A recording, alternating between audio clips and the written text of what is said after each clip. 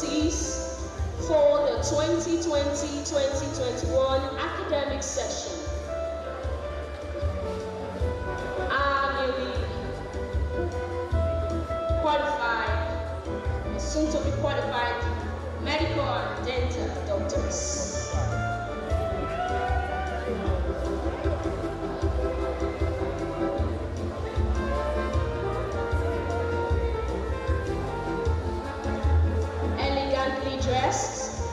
Beaming with all smiles. After several years of hard work, today they will be adopted into this noble profession.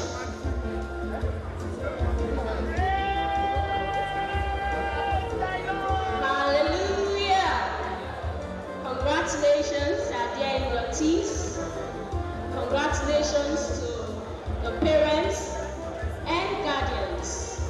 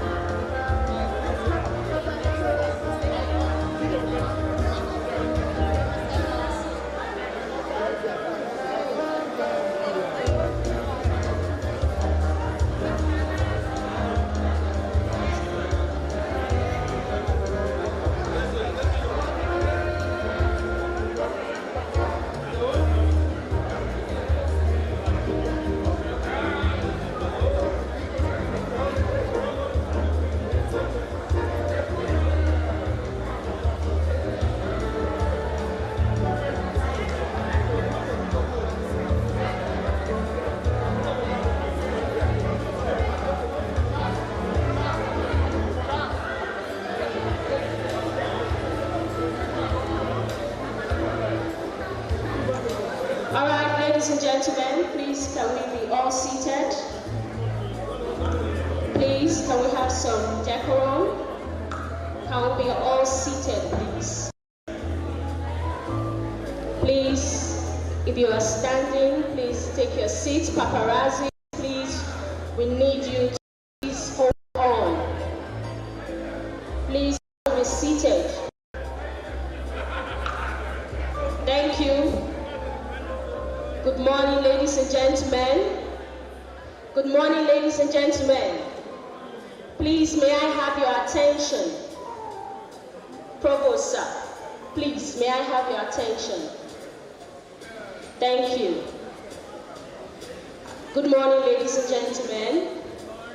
I'd like to especially welcome you to this very important occasion, the swearing in and oath-taking ceremony of the newly qualified medical and dental doctors for the 2020-2021 academic session of the University of Benin. Today, no doubt, is a special day for inductees, the parents, and the university. My name is Mrs. Ehisume Yamiato, and I am your anchor for this program. May I, on this note, quickly bring to... Oh, may we rise? The Vice Chancellor is here. We have Madam Vice Chancellor herself, Professor Lydia Wetinya Salami. Our very dear Vice Chancellor of the University of Benin.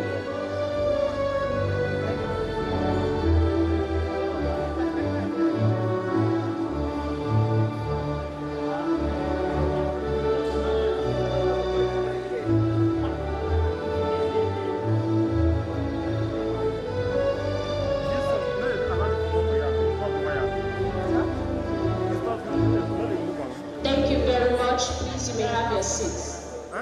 Thank you. Madam Vice Chancellor Ma, Professor Lilian Wetinya Salami, I'd like to specially welcome you to this great occasion of the swearing in and oath-taking ceremony of the newly qualified medical and dental students for the 2020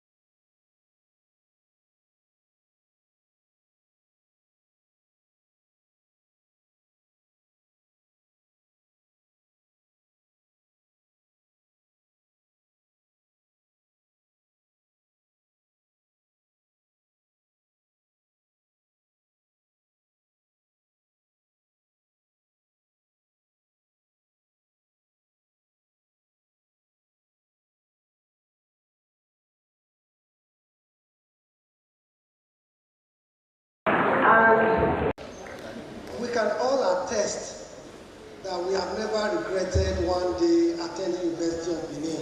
I am a proud product of University of Benin. When I say this, because I have been around the world. I've practiced in Switzerland, I've practiced in UK, and I've never found my basic medical education wanting. In fact, people will keep asking us then, and they will ask you too, did you school in UK? No. You've schooled in the best medical school, best dental school in the Federal Republic of Nigeria. Believe me. I say this with all assurance because the products, some of your lecturers here, maybe you could not realize who they are. The person that just left this mic, Professor Wilson Sado, is one of the foremost pediatric cardiologists anywhere in West Africa. He is one of the best pediatric surgeons in Nigeria, Professor David Osipo, who people keep nominating as staff of the year. One of the best pediatric surgeons you can find. Your gastroenterologist, Professor Casper, for example, is one of the best gastroenterologists you can find anywhere in this part of the world. So you have been well taught, you have been well exposed, and your clinical exposure is happened in the best teaching hospital in the Federal Republic of Nigeria as at today. So, SARS, I can see that there are only 66 of the medical students graduating today. These are privileged children that you have. They are going to be well sought after worldwide. People are going to be looking for them, both from UK, Saudi Arabia, Canada. But I want to plead that we also need some of you to stay back. We may not have enough money to pay you for what you genuinely deserve, but I can tell you that you are going to get a lot of satisfaction practicing here in Nigeria, helping us to look after your parents. So some of you, please think of your parents, your mommy, your daddies, your uncles and aunties. Nigeria will get better economically soon, hopefully. Say amen to that. So on that note, let me not take too much of your time, just to say congratulations and welcome to the profession.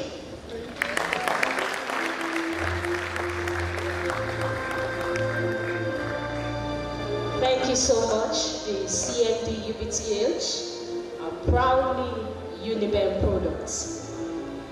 Distinguished guests, ladies and gentlemen, the time has come for me to bring to the microphone the chairman of this occasion, our own Vice Chancellor, the purpose-driven woman, Professor Mrs. Lillian Mwetiya.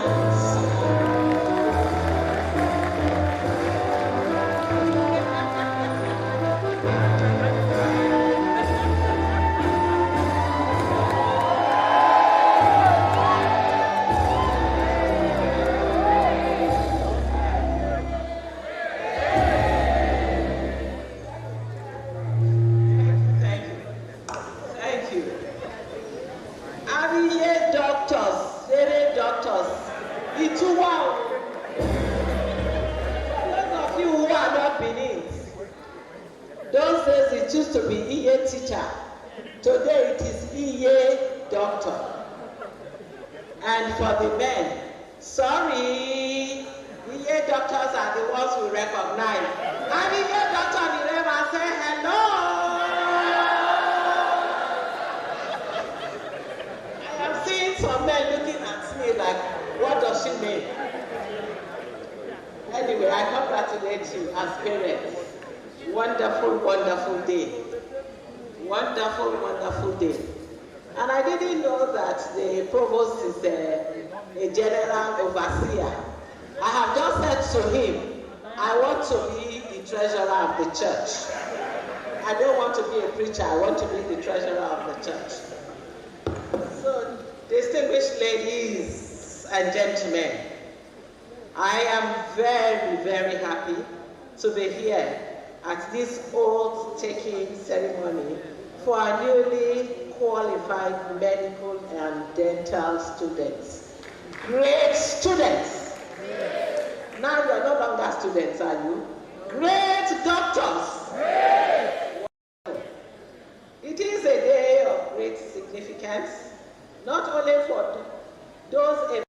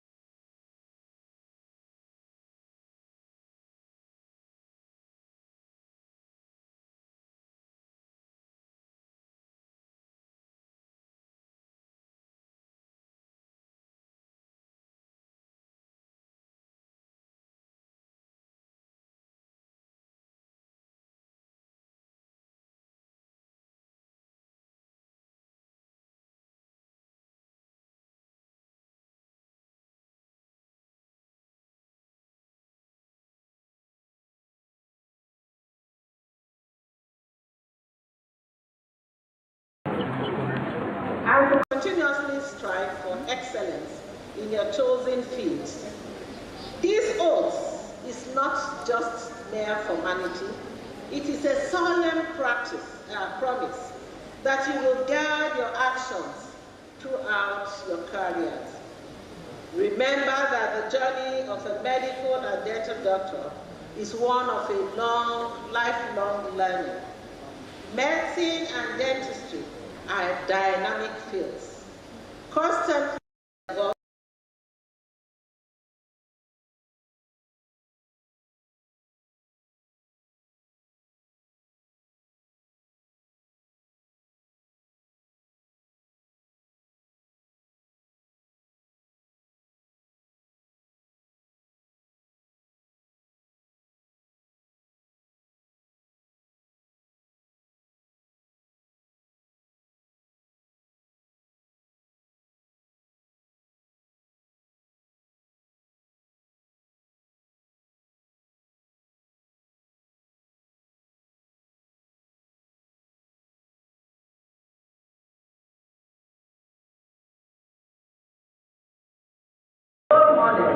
That have guided you along this long and winding journey.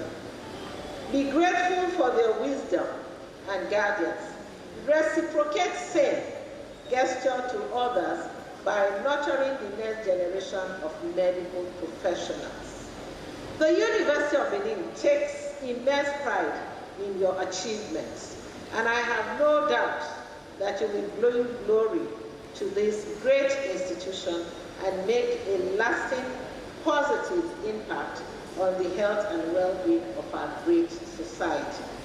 I congratulate all the lecturers who have nurtured these outstanding young men and women over the years. I also acknowledge and congratulate all parents here who have worked behind the scenes to prepare them to be productive citizens of Nigeria and for their confidence in our ability, University of Benin, to raise purposeful and useful professionals for our great country and beyond. Distinguished ladies and gentlemen, I congratulate you and I thank you all for listening.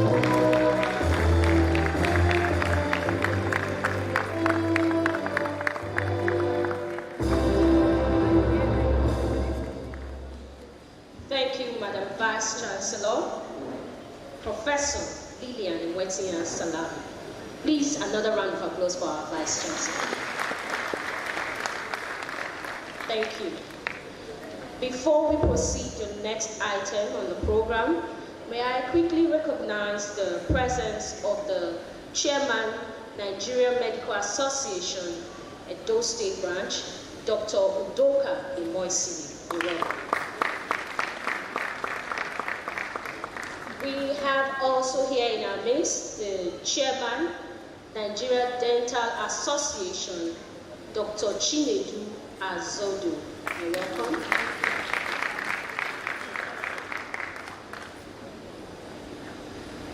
I'm being told that the Chairman is represented by the Deputy Chairman. You're welcome, sir, Dr. Koya. Distinguished guests,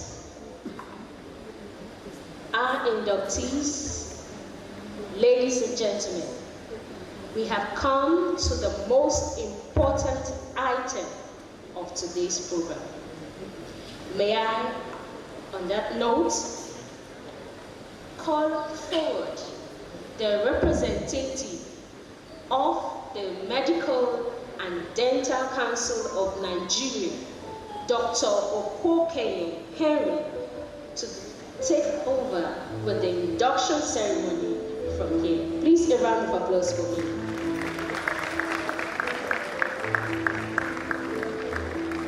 Dr. Okokenye, please.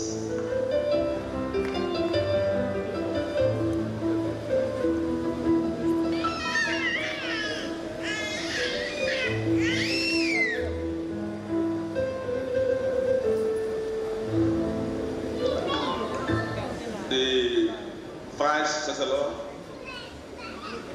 it's a very rare privilege for me this morning to meeting with the Vice Chancellor. I saw her as an actual woman, and so much privilege because the last time I know about a female Vice Chancellor in Benin here was about 38 years ago. It's about Nale Williams. So I know that women are go-getters and they are achievers. And this appears to be a very digital Vice Chancellor. So it's my privilege, man. And I hope that in your tenure, this school will move many miles forward. You will permit me also to stand on the already established protocol. I bring you goodwill messages from my registrar, Dr. T.A.B. Sanusi, who is unavoidably absent today for this ceremony, as he has other engagements. So it's my joy to be in your midst. One of you, I'm from nearby village here. I'm a village man near you here. So I'm not too far from being the son of the soil in this place. Most of my lives were spent in Benin here, though I didn't school here. When I hear you praising Uniben as the best university in Nigeria, I thought, when I hear Unibest, I thought it was the best school in Edo State, and the best in Nigeria. We are the ones that were noted for greatness. That is Ife. Anyway, Uniben has been in the forefront of so many things. The time I was in Benin, during the time of Ugaga, Secretary of NAS, that was anti-SAP riot. Uniben pioneered that great fight. I was around that time. Uniben is a great institution, and I acknowledge you all.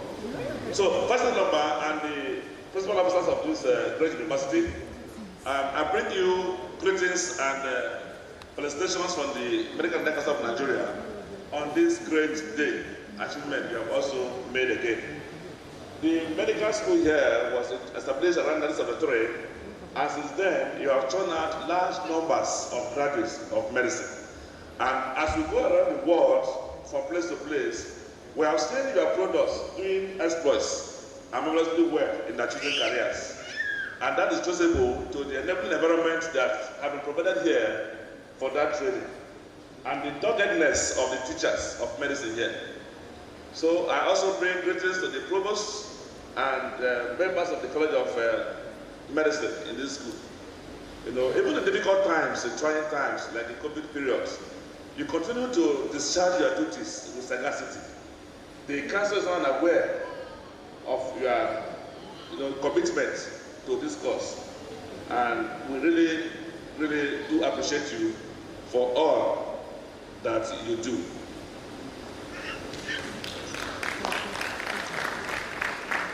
I would want to say that we know also of the great support that the college is enjoying from the university.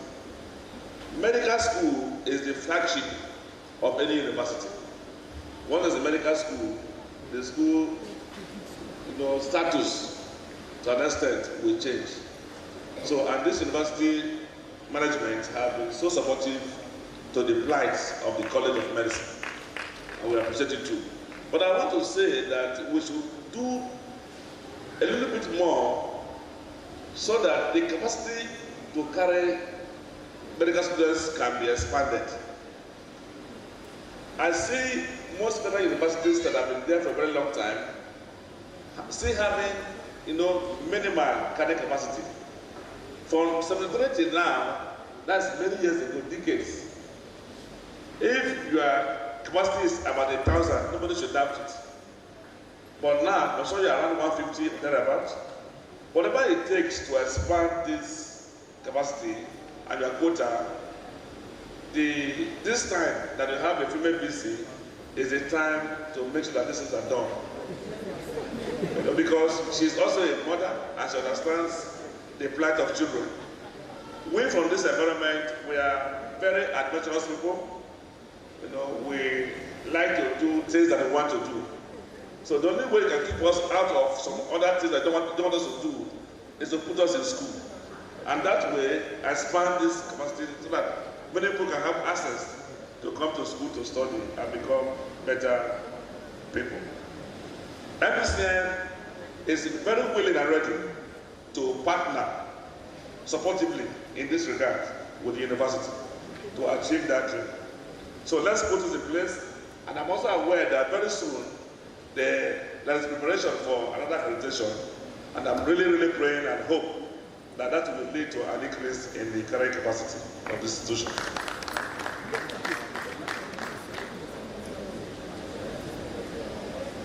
So the parents of these inductees today,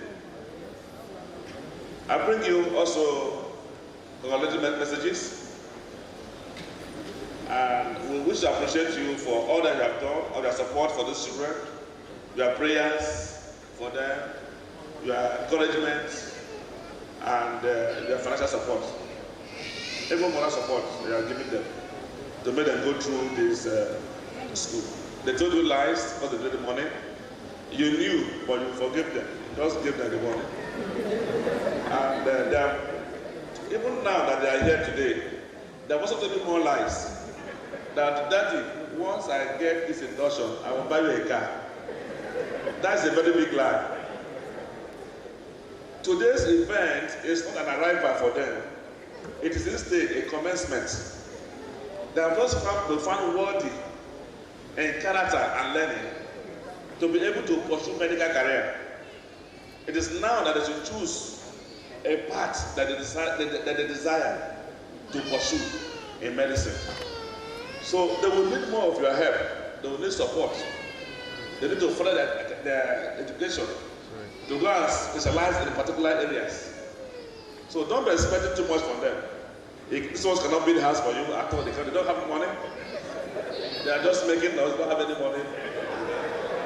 So make sure you try your best to still continue to support them so they can become very important people in life. You see people that are speaking. When you say professor, he has been reading since they born him. Up to now, he has not stopped. They are still reading. But in the midst of that reading, they can still do one or two things.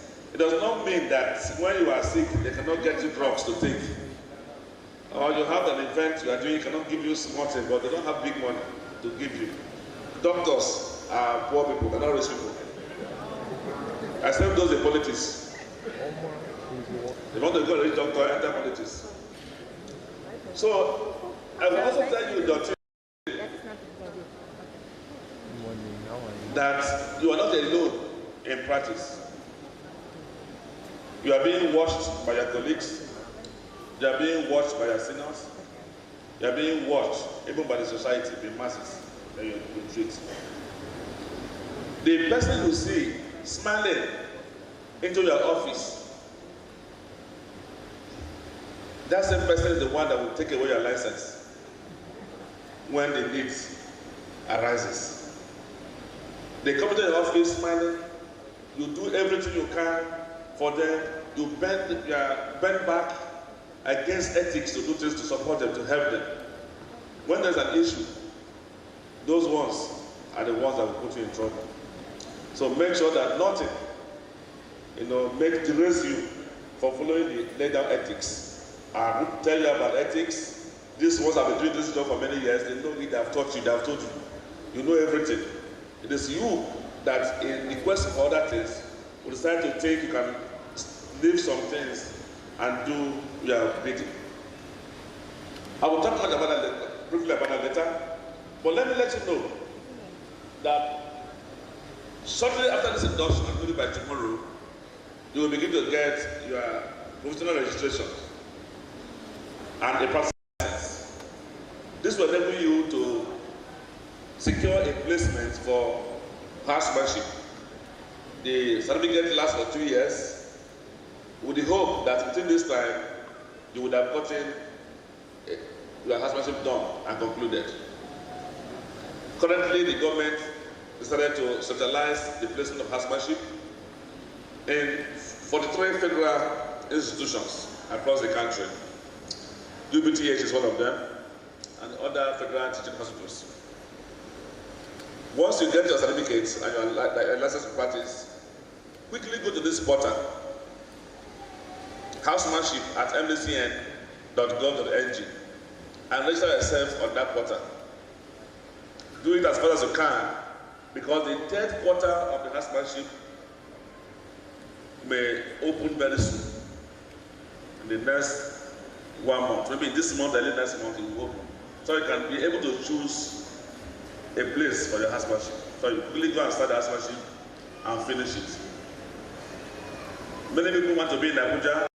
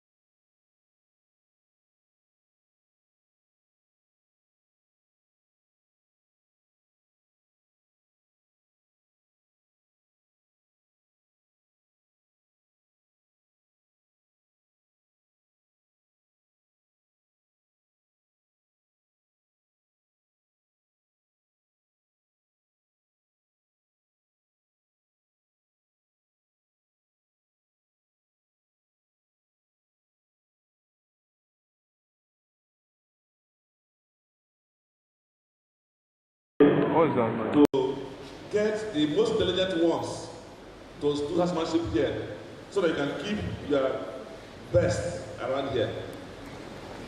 So we are probably getting that list from this institution. You can also, what people also do to agenda, unity and oneness, is to relate with the CMD or the teaching hospital, that laboratory where these people are trained. That's what the persons are trained. So compile a list relate with us, we'll tell you the available vacancy that for the BTH, then 30% of each ought to be given to you. You will feed by yourself. So that has not been happening. I don't know why, but we should try and see how we can discuss to make that one possible. Again, I will say that this exodus of doctors is real. It's a global phenomenon. It's only in Nigeria. Everywhere people are living, even in the UK, they are living UK to Canada and other places. So, but there are ways you can retain your best. For example, those that will make decisions in some particular areas, departments of medicine, you can choose to retain them. The school can choose to retain them and give them appointments straight ahead. So when they finish their housemanship here and do service, they continue their master's program and remain there. And they become the best of their teachers in time to come. Instead of waiting till later to start looking for people that will do that later. Now, housemanship is for 2 years. It's for 1 year, 12 months. After that, you will be signed out by the various heads of departments. O&G, pediatrics, surgery, and medicine. Each of them will sign you out, and the CMD will give you a cover letter back to the MDC. Now, when that happens, the same way you register for this induction, you will go back to the portal again and upload those forms on the portal to enable you get your full registration. That's the permanent registration. And also pricing license. No? When you have done that, there are 3 copies of the forms. 1 is the doctor's copy, 2 is the hospital copy, and number 3 is the MDCN copy. That one that's MDCN copy, bring it to us. It's not your own. Send it to us by any means, through your friends, by courier, or by your hand. Many people don't do this. They enter the next available keke or Molue and they are in UK. They go there for visiting and they remain there. I have somebody that was there for 40 years doing phlebotomy and making small money. That was making money. Until he saw his own boy, like a baby to him when he was in the university. And he begged him for money. And the boy dashed him £2,000 in the UK. I entered his house and wept. I started finding a way to take a step back. He had made mistakes. So when he passed his club and spoke to us, club said, "Get a go standing from your council." It's God that he did his housemanship. He said he did, he submitted the form. It's his business. He had to come back and repeat that housemanship. At old age, with 3 children and a wife. So I didn't say don't leave. I won't tell you don't leave.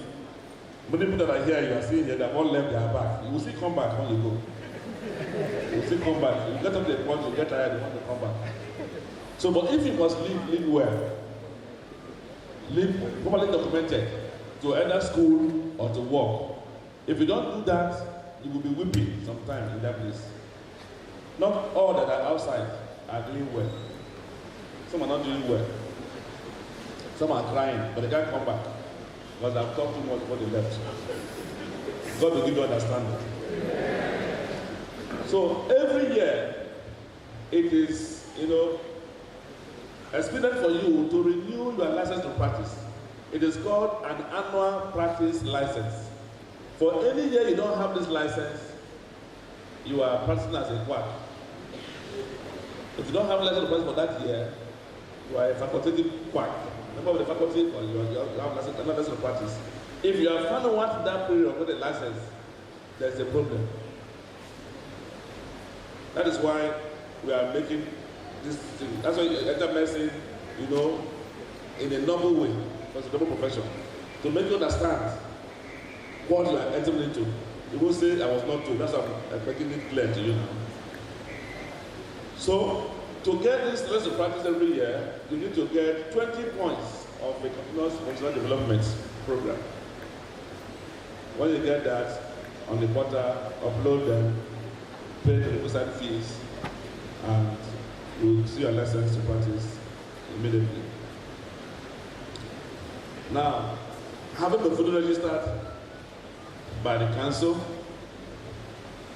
that's the time you now decide What am I going to do? What is my area of interest? Which discipline makes me excited and makes me happy? Where do I have my passion? If it's in children, you would quickly choose a course, pediatrics, or you like women with big tummy, you choose a course, O&G, or you like the knife very well, you go to the various disciplines in surgery, or public health, or medicine, or whatsoever. If you like too much grammar, go to medicine. Or the ones that know medicine so well, they're so intelligent, they know everything, but don't always come late. That's pathology. But I don't know if they find diagnosis, they won't miss it, they will get it for the state. So you choose a particular area of discipline for yourself and go and specialize in that area. And having done that again, you return back to council again the same way to get your additional qualification registration. That will enable you to practice that discipline in Nigeria. I would say, having explained all these ones, that council has two organs: the medical and dental practitioners mediation panel and the medical and dental practitioners tribunal. When you are found wanting,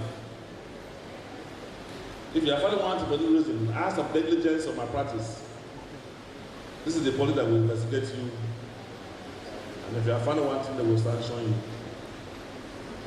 And the sanction ranges from admonition to outright erasure from the register. May you not be found wanted in that regard. People that I see having problems with this tribunal or the panel are those that go out of their way trying to help patients or looking for one little money or the other. Sometimes not even money. You see a patient is sick, you go to his house to treat him at home, or you carry him from his house under treatment, getting worse, bring him back to the hospital. When anything goes wrong, we will call your name. We will call you, give you the right thing. So, give advice to them. Or maybe they're in the government hospital, you say, this place, they're not treating you well. You don't know what they are doing. Come to my place. I know what, if it's my place, I know what I would have done. Now, so just go. Don't let them tell the spirit I told you to go. Just go. He now goes there, and something happens. He will call your name. There's no will not call your name. When something goes wrong, that's when you know how wicked people can be. He enter your door at your consulting room, smiling, greeting you and hailing you the key. When this goes wrong, you are with him anywhere, in court, in panel, everywhere. Frowning face for you, putting hand to your face. You're surprised. The same person is one doing the same thing. So let us be wise on this journey of this our American career. I will pray for you that as you take care of the health of other people, your own health will not fail. Amen. In Jesus' name. Amen. So, therefore, at this point, I would like to go to the business of the day, which is the pledge, and I will ask the inductees to rise.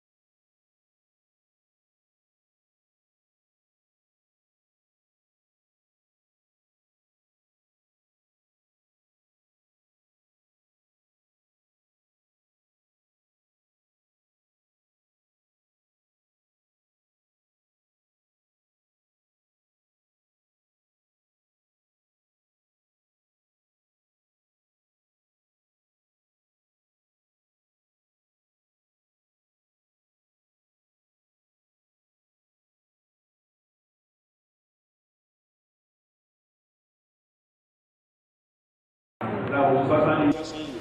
That's what they are saying today. You will say it with mouth. You will come and affirm it, put hand on the book that you believe in. You will sign and the paper is there. The time you see that document again that you are signing, that old form, will be when you come for the panel. So I will give you another privilege again. You say, I don't like this trial thing or investigation thing, I don't like it too. This person, I'm tired, I don't want to do it again. I can excuse you at this point to leave. Is there anybody like that that doesn't want to continue? Anybody that doesn't want to continue again? That's it? Any hands up? Okay, I see that. Okay. All right. So you can say after me. Lift up one hand. Up. That is the God, because God is the person who is watching you. There is a witness today, and their parents are the witnesses. Like you, I told you, they gave you a chance to leave, you refuse, you still say you want to continue. Your seniors are here, they are watching you do that. So you will not blame me if in the future you make a mistake and I want to try you. So you will say after me, when I say I, doctor, you will call I, Dr. Igwinosa, as I remember, you will shout it loud. It will be so loud that your father will get his own name out of that.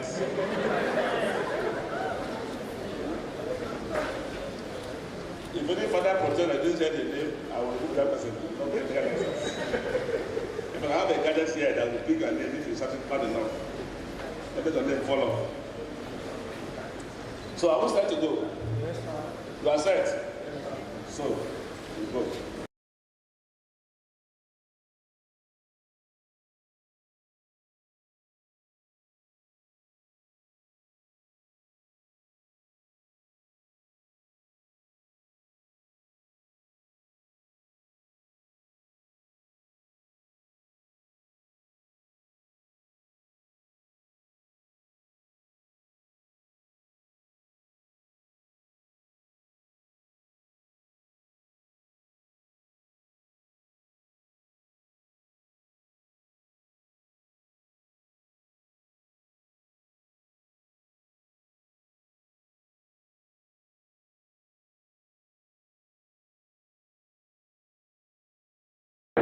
On the very fundamental of Nigeria and all other laws that are made for the control of medical and medical professions in Nigeria. Therefore,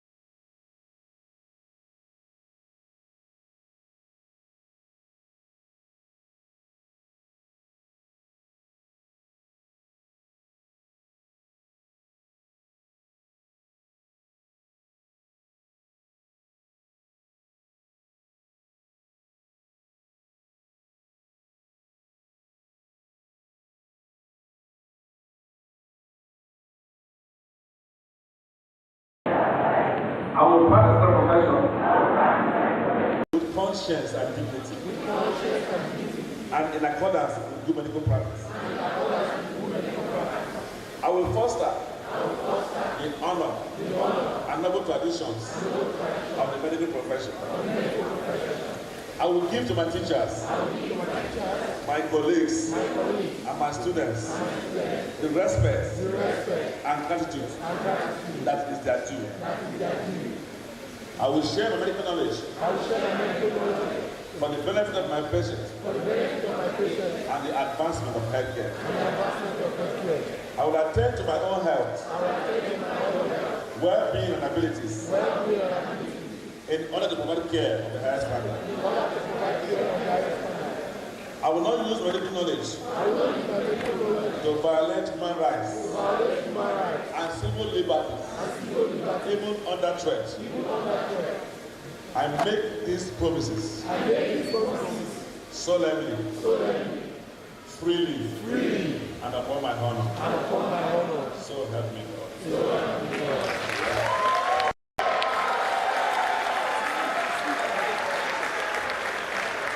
Don't shout yet. Don't shout yet.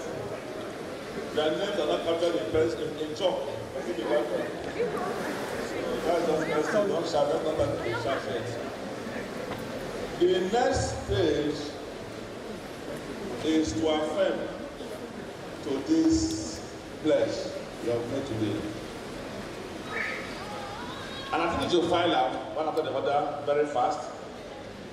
When you come out, you call your name, you tell the first person calling name to come out, it is delayed. You come out, put your hand, there are 2 books here. Put your hand on any one that you believe in. If it's the Bible, if it's the Quran, there's no complaints there, only mystery. I know we have other questions there. You must choose one of these 2. And say, I, Dr. Omorogi Owonigogo, hereby affirm to the pledge I've just made. So help me God. When you do that, you will have the privilege to have a handshake with the principal officer of the university, then the vice chancellor. Have a handshake with them before you go back to your seat. You know, the last time a female was a visit here, about 40 years now, 38 years ago. We don't know the next time again. So you can keep the picture. And your compound outside, you know that you have a handshake with the vice chancellor. You understand me? I think you are already rows. So you come out and follow. Let's not delay. I want to make it briefly, so I don't take time. I ought to give you 4 books to guide you in ethics. But when I was asking them when I received the books, they told me I received books here. When I asked them, they said the books were taken to Benue State University. When they had Benin, they took it to Benue. But I'm trying to get another book to the airport today, this evening. They will bring it this evening. Maybe because the Korean can go to the provost office to collect it. I apologize for that. It's our own labs. I'm sorry, but we'll bring it to you. So, I think we should go. The first one should come out and follow. Give that. Don't get crowded. You come out, the Bible is there, put your hand there and say, I, Dr. So and so, hereby affirm to the friend I've just made. Next person should follow now. You following him. Just follow him like that, don't waste that.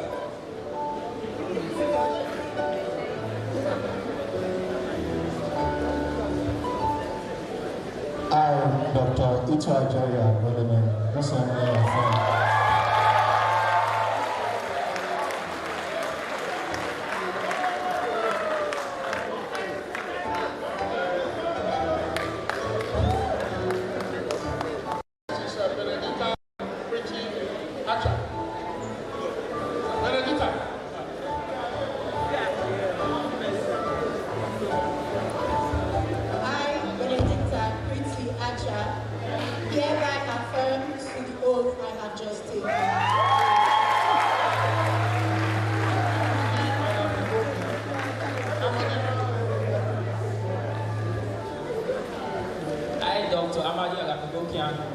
Solemnly affirm.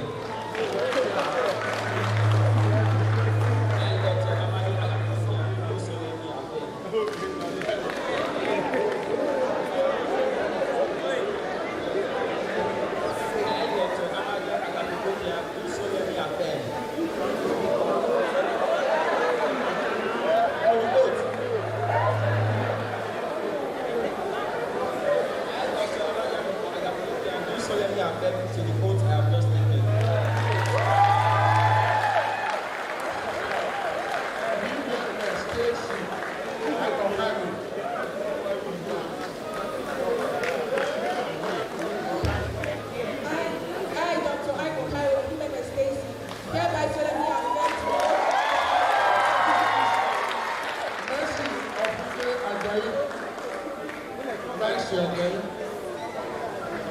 I, Dr. Mercy,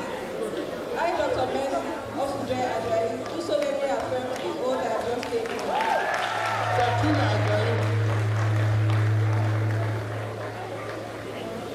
I, Dr. Peculiar Saraboy Ajayi, do solemnly affirm the oath I have just taken. Ronke Akanyele.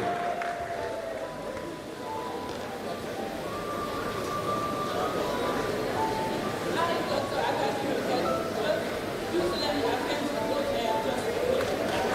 Don't get the use of application.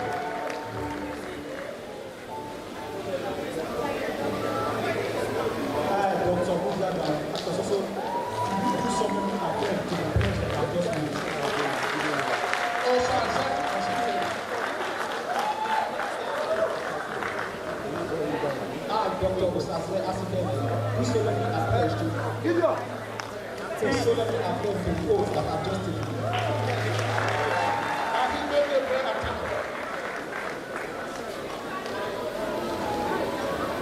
I, Dr. Akinbo Gabriel Atama, do solemnly affirm to the oath I have just taken. That's all they told you. And then,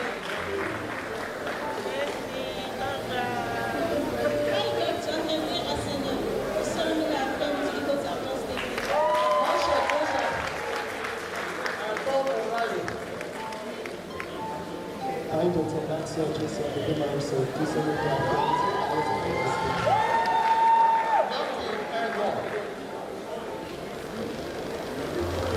I, Dr. Mercy Gabriel, do solemnly affirm to the oath I have just taken.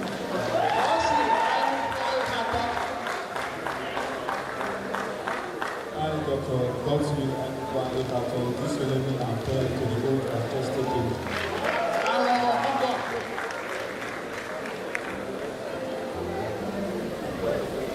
I, Dr. Peter Kimota, do solemnly affirm to the oath I've just taken.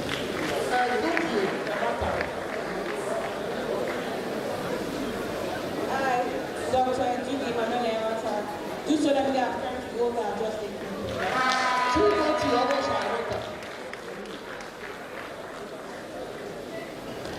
I, Dr. Timothy Obusa Imota, do solemnly affirm to the oath I've just taken.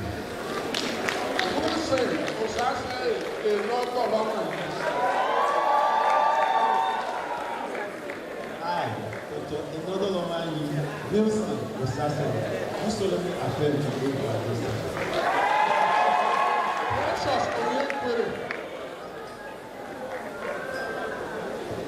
I, Dr. Oyekore Precious, do solemnly affirm to the oath I've just taken.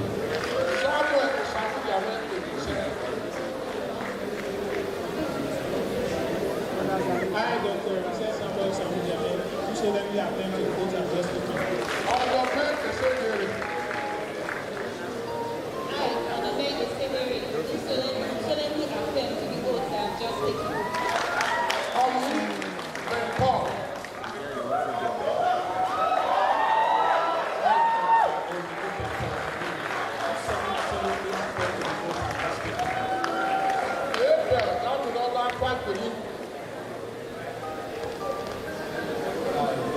Igor Danola Family, do solemnly affirm to the oath I've just taken. I, Dr. Mao Kofi, do solemnly affirm to the oath I've just taken. I, Dr. Deborah Sekiyon, do solemnly affirm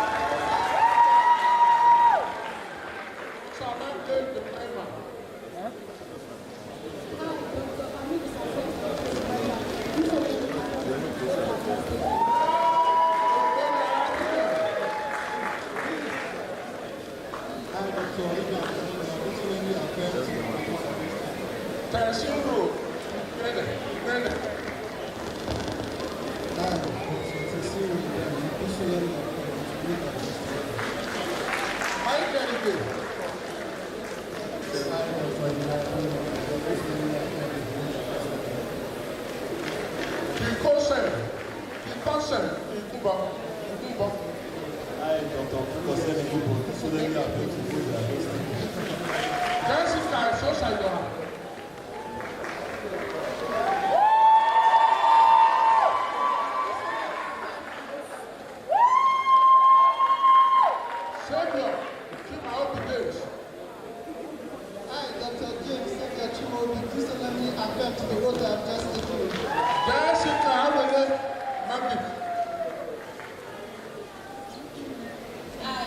Jessica Awili Madi.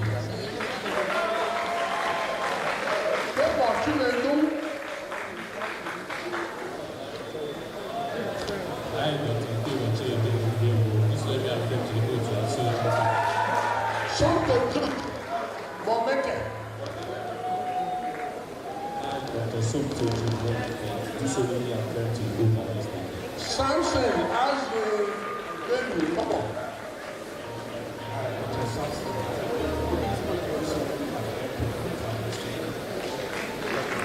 Choose the man to be sick. Dr. Chima, just let me affect the book of the state. Donald, okay. Donald.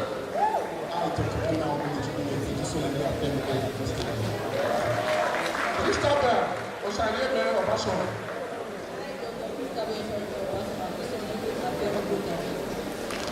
Ikechukwu Obwa. Dr. Ikechukwu Obwa, do solemnly accept to the oath of office. Theodora Okubote. Theodora.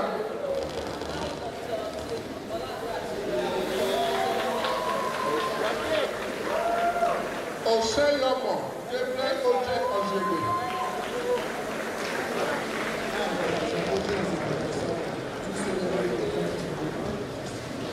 Gloria Aparanta. Gloria Aparanta.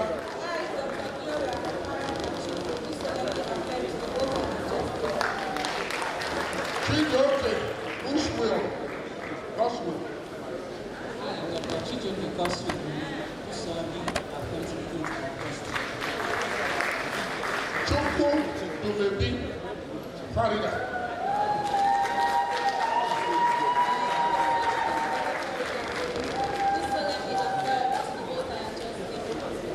All the name of your favor Onuru.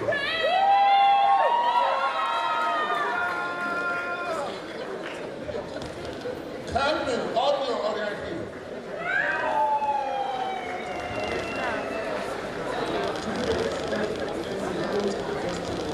James Iyomosa Osakwe.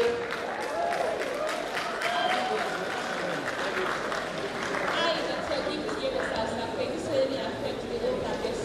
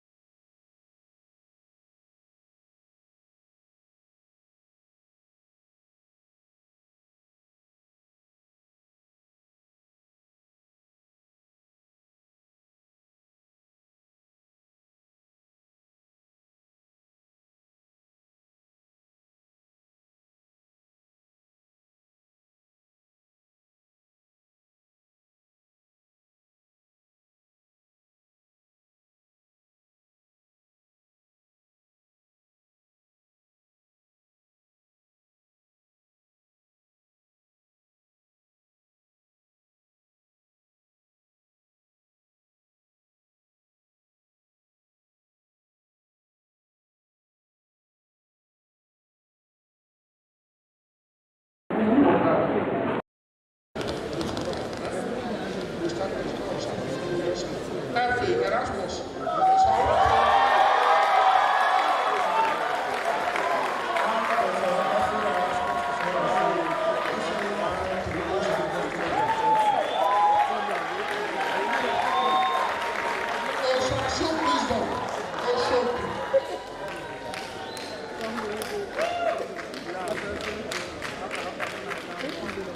I, Dr. Oshun Wisdom, do solemnly affect to you that I trust in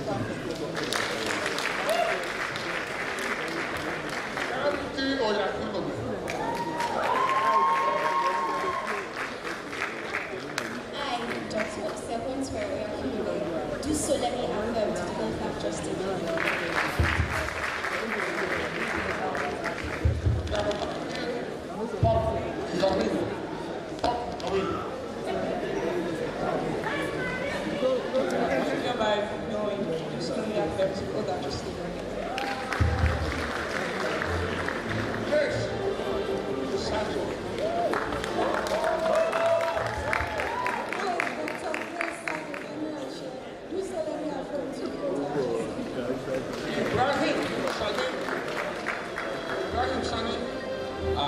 Ibrahim Sani, do solemnly affirm to you that I have just taken.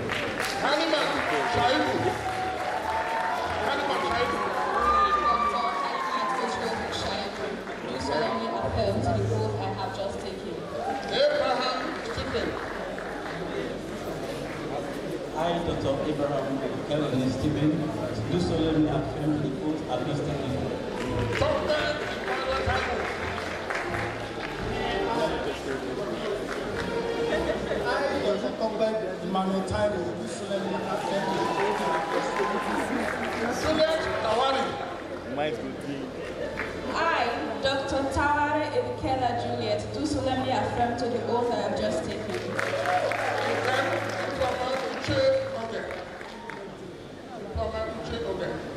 I, Dr. Uche Oge Kemi Foma, do solemnly affirm to the oath I have just taken.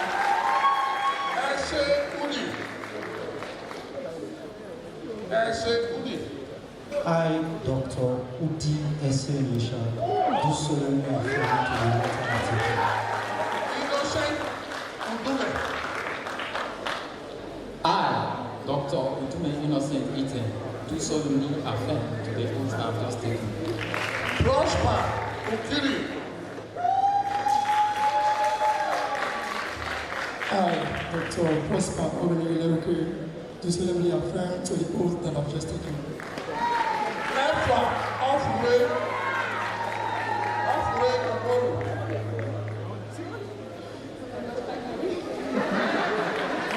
I, Dr. Modu Efwa Ofre, do solemnly affirm to the oath I have just taken.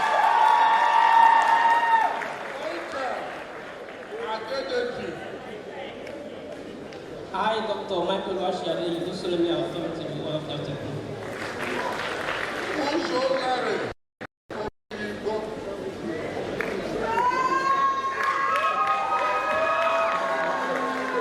I, Dr. Uzoyari Jeffrey Otigibo, do solemnly affirm to the oath I have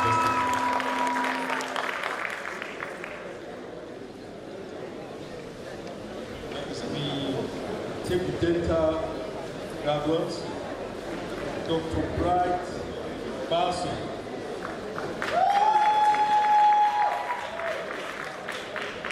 I, Dr. Bassey Bright Jerry, do solemnly affirm to the oath I just took.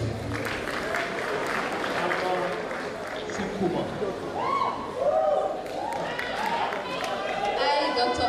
Awuli Chukuma, do solemnly affirm to the oath I have just taken.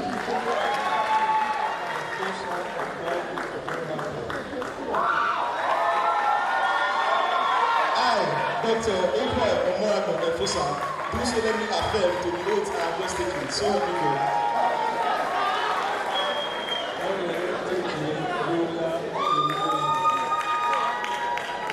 I, Dr. Emonina Ogeneso Jumi Gloria, do solemnly affirm to the oath I have just taken.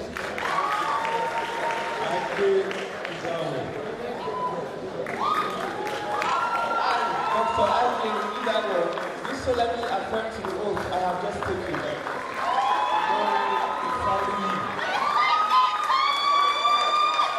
I, Dr. Ifeanyi Maureen Izegbe, do solemnly affirm to the oath I have just taken.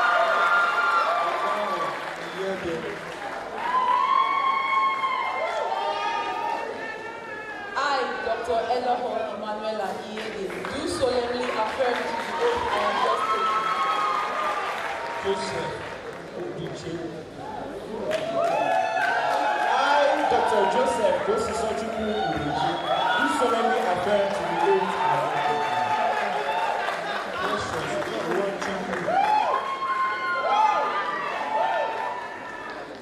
I, Dr. Precious Ugochinyere Nwachukwu, do solemnly affirm to the oath I have just taken.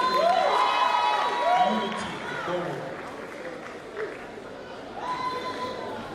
I, Dr. Unity Ogomo, do solemnly affirm to the oath I have just taken.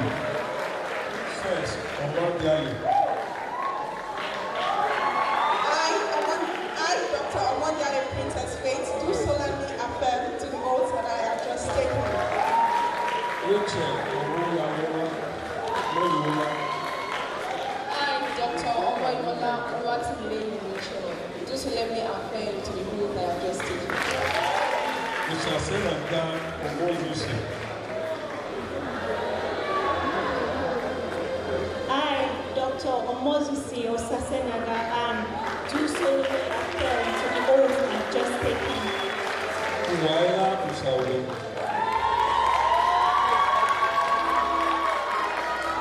I, Dr. Osawe Waila Karen, do solemnly affirm the oath I have just taken.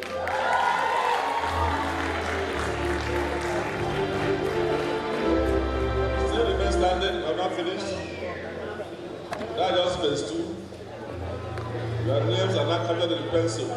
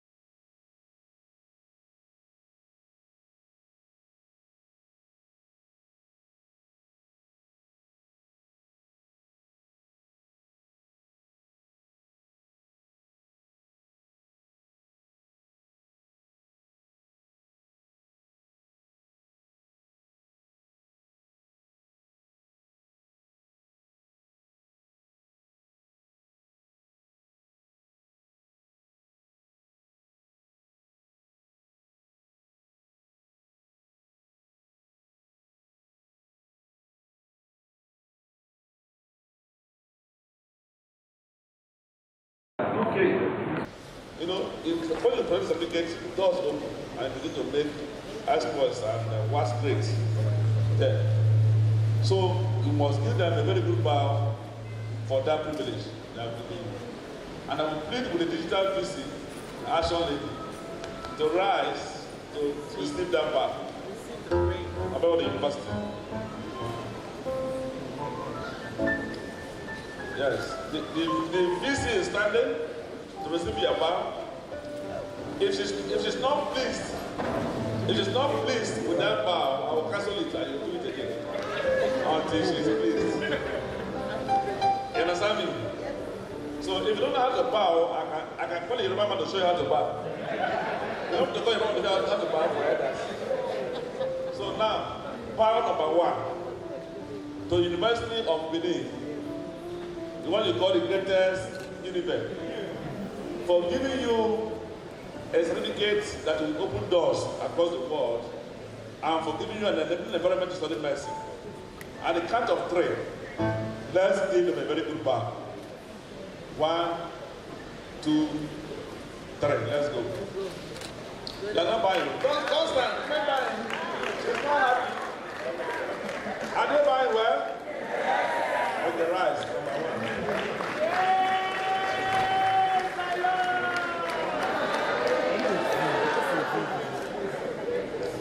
Now, power number 2 is to the College of Medicine. The teachers there, they do their best. All the staffs. You know, when they submit form, faculty officer, everybody there. Come tomorrow, come 9. When you come, you say, I came to another around. You know, because they didn't come back for them. They watch you, they keep it quiet, they collect it for you, put it there. Teachers will come to one round. Teach from morning to night, grand round. Tomorrow morning, come again. They ask me to say, I don't know, sir. They do everyone do. Sometimes they have to even start praying for you to understand it. They are tired of it. They go through pains to make you understand. When I see some hairstyle here, I'm not some people that press people hairdressers and fashion. That's the way you are dressed. But they have taught you the art of medicine. No, medicine is both an art and a science. Some of the science, there's an art of it. To palpate, imagine. One professor here, when I was doing my exam in Ife, there was a pediatrist, Professor Viaro. He asked me to examine a child. You know, when I pick my hand, I say, very good doctor. He said, where are you from?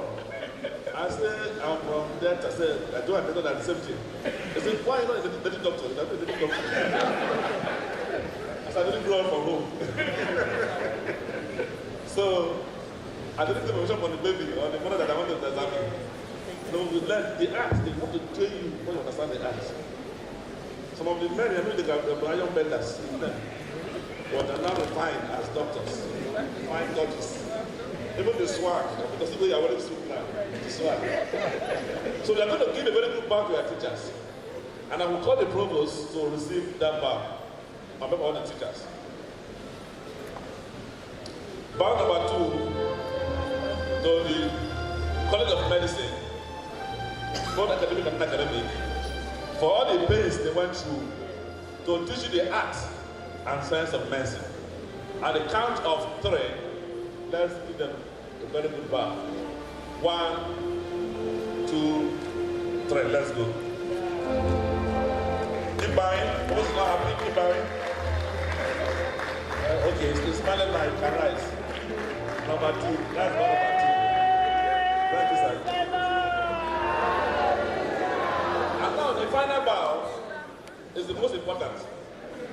It's the most important. Final bow to your parents and your guidance. They want you to know those lies. Now you want to lie histology and histology.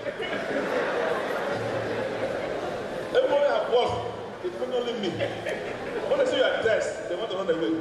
Daddy, condition, critical, every time. Sometimes they know they're telling lies. They just say, let it just continue. If you go to some churches now, your picture is there. They pray that you don't enter bush, that you finish your course. They will pray for you. Morally, everything, asking for prayer for everybody. Pray for my son, they have exam tomorrow. When you fail, you say they are faithful. When you pass there, I finish them. So they're going to face the parents, wherever they are, face them, when you want run and face them, so they can see you give them that back. It's a privilege for you to be truly grateful to them for all their struggles. Financial support, moral support, their prayers, encouragement, and so on and so on. At the count of 3, let's give them the sounding 1. 1, 2, and 3. Let's go. Are they buying? Are they buying? Rise. Remain there. That's a remain there. That's one number 3.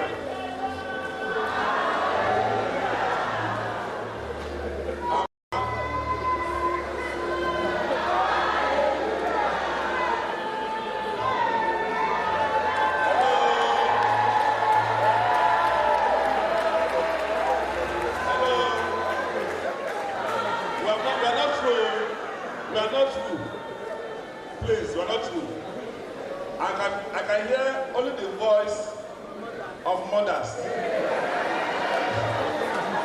fathers are very quiet now. When they are paying school fees, the fathers will pay more.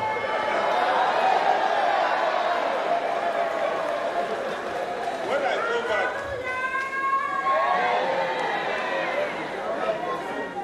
when I go back, I will bring a certificate for the class. I will ask the visit.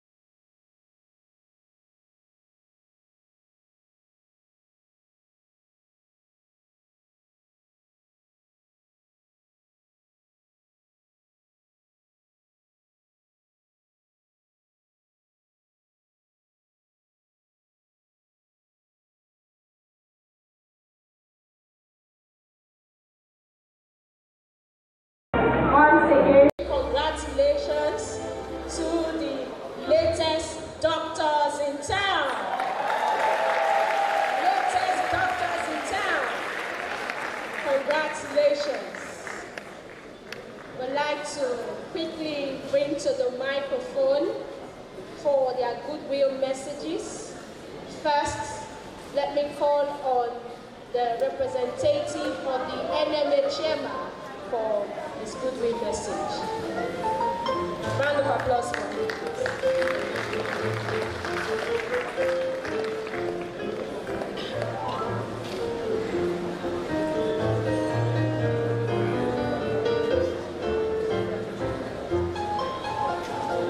Representative of the NMA chairman and Edo State branch.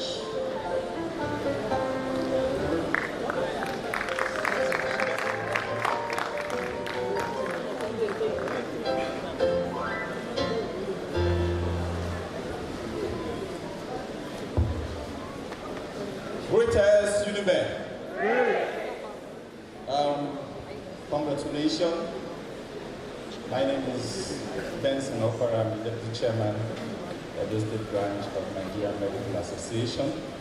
I'm here standing on behalf of the Chairman, Dr. Mrs. Udoka Loisi, who is unavoidably absent. But I've been communicating with her and she's following the events in spirit. I wish to express her very, very sincere and heartfelt congratulations to the graduates, the doctors. It's a pleasure to the association for this very, very wonderful occasion. And she also says that she has opened the doors of Nigerian Medical Association, NMA, Edo State branch, to all of you. I know we've heard so much about the potential for many of us to want to live for greener pastures, but NMA Edo State is your home. You can rightly make it your home. And there is also something she wants to do for the new doctors.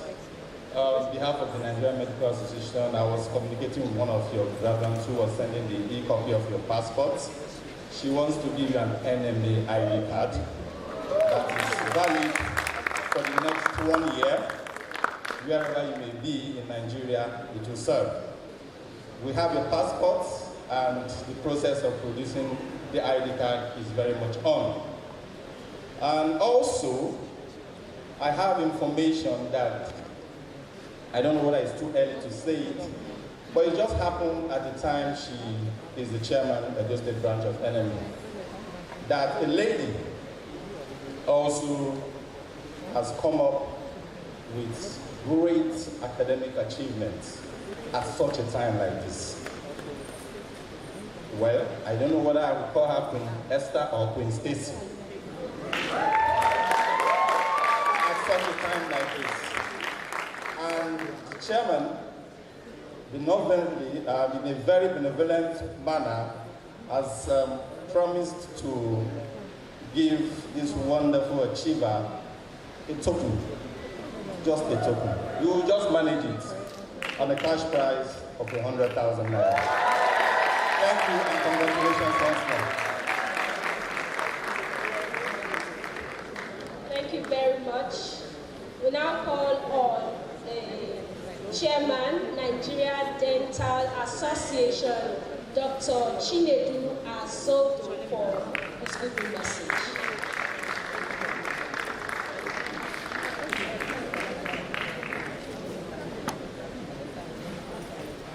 Please keep clapping to the guest.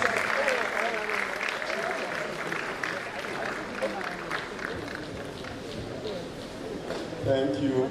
All protocol duly observed. I want to just advise you with 3 words. From the quote of Abraham Lincoln, he says, "Prepare thyself, for the opportunity will surely come." Amongst you, we expect to see Director General of WHO from this room. So prepare thyself. Then from Martin Luther King Jr., in preparing yourself, if you can't fly, run. If you can't run, walk. If you can't walk, crawl. By all means, keep moving. I will now leave you with the prayer my head consultant taught me. He said, after you do your morning prayer, pray this prayer. That's the end. He said, pray that the patient that will put you in trouble never sees your clinic in Jesus' name.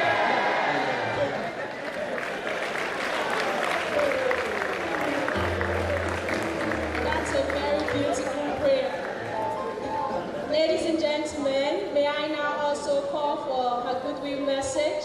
The President-elect, Medical Women Association of Nigeria, M1, Dr. Mrs. Irene Ihidene.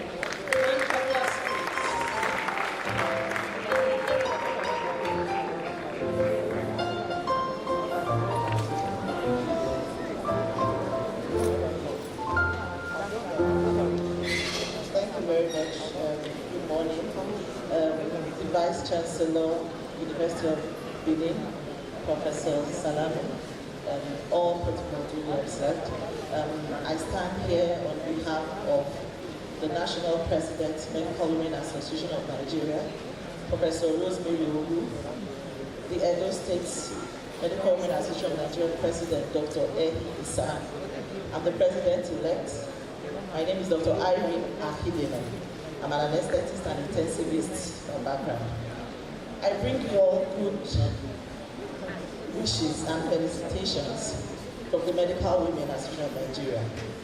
Our motto is Matris Animacurat, which means healing with the love of a mother. And that is a virtue which every medical doctor, irrespective of gender, should have. We are not just geared to female doctors or females in the society. We understand the importance of the boy child, and we celebrate as men, as always, because they are all part of the system. So I wish you well. I wish you success in all your endeavors. Those who will branch out of medicine, I wish you all the best. Those who will go into politics and policy making, and those who will stay in clinical practice and academics. So congratulations to you, your families, your loved ones, and your trainers. Moving forward, there's something we usually do. We will have a sash ceremony for all our female inductees. So I would please want you all to come to the podium while we do that. And at the end, we also have a gift. Best MBBS and the BDS female inductees. Thank you very much. And I also crave indulgence. We have one of our medical elders here, Professor ICN, should also be part of this decoration. Also, we have one of our ASCORA representatives of M1, Dr. Loretta Oko. Thank you very much.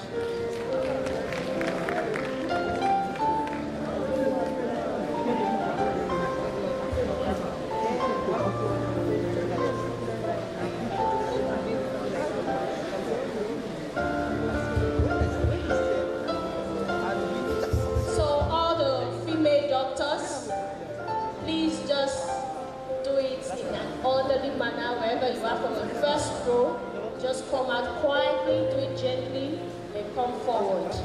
All the female doctors. Please hold on. Those on the first row, move. Those on the first row.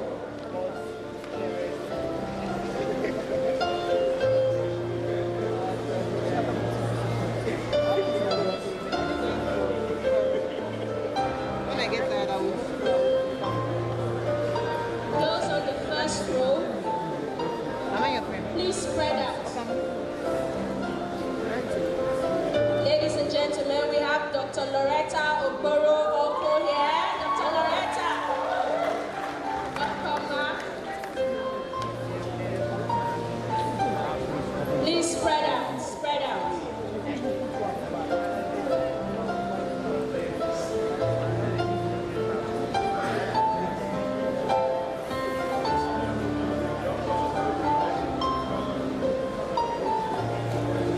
Professor Mrs. Isieh, also up on stage. Recognize your presence here, ma'am.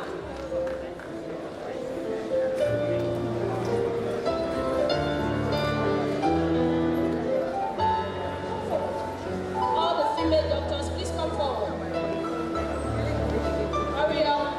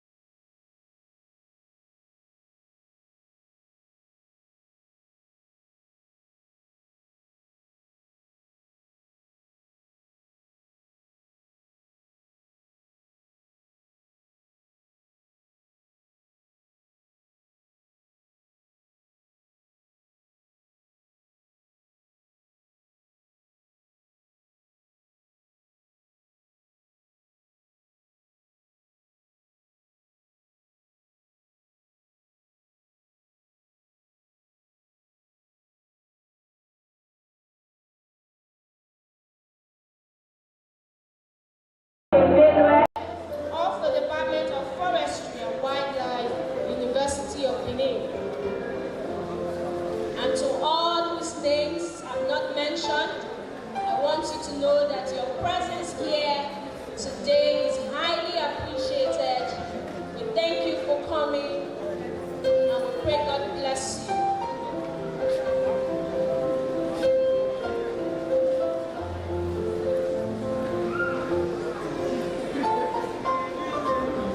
Ladies and gentlemen, we have female doctors decorated here by the Medical Women Association of Nigeria. These are the latest female doctors in Nigeria. Let's celebrate them.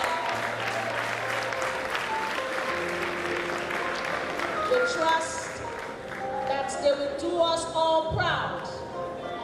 And when we encounter them in the various hospitals, they will treat us well. Congratulations once again.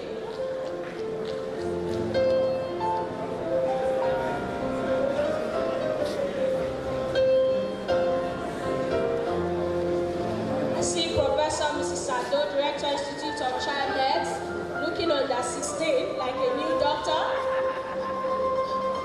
Congratulations to all of you. We celebrate you. Nigeria awaits your exploits. Congratulations. I think we're done. President M1, are we done? Thank you so much. Please, let's give them a round of applause. Thank you so much. Congratulations. Beautiful doctors. Congratulations. Please, you can go back to your seats. Ladies and gentlemen, we are still right here at the auditorium of the University of Benin for the swearing in and oath-taking ceremony of the newly qualified medical and dental doctors from this great institution.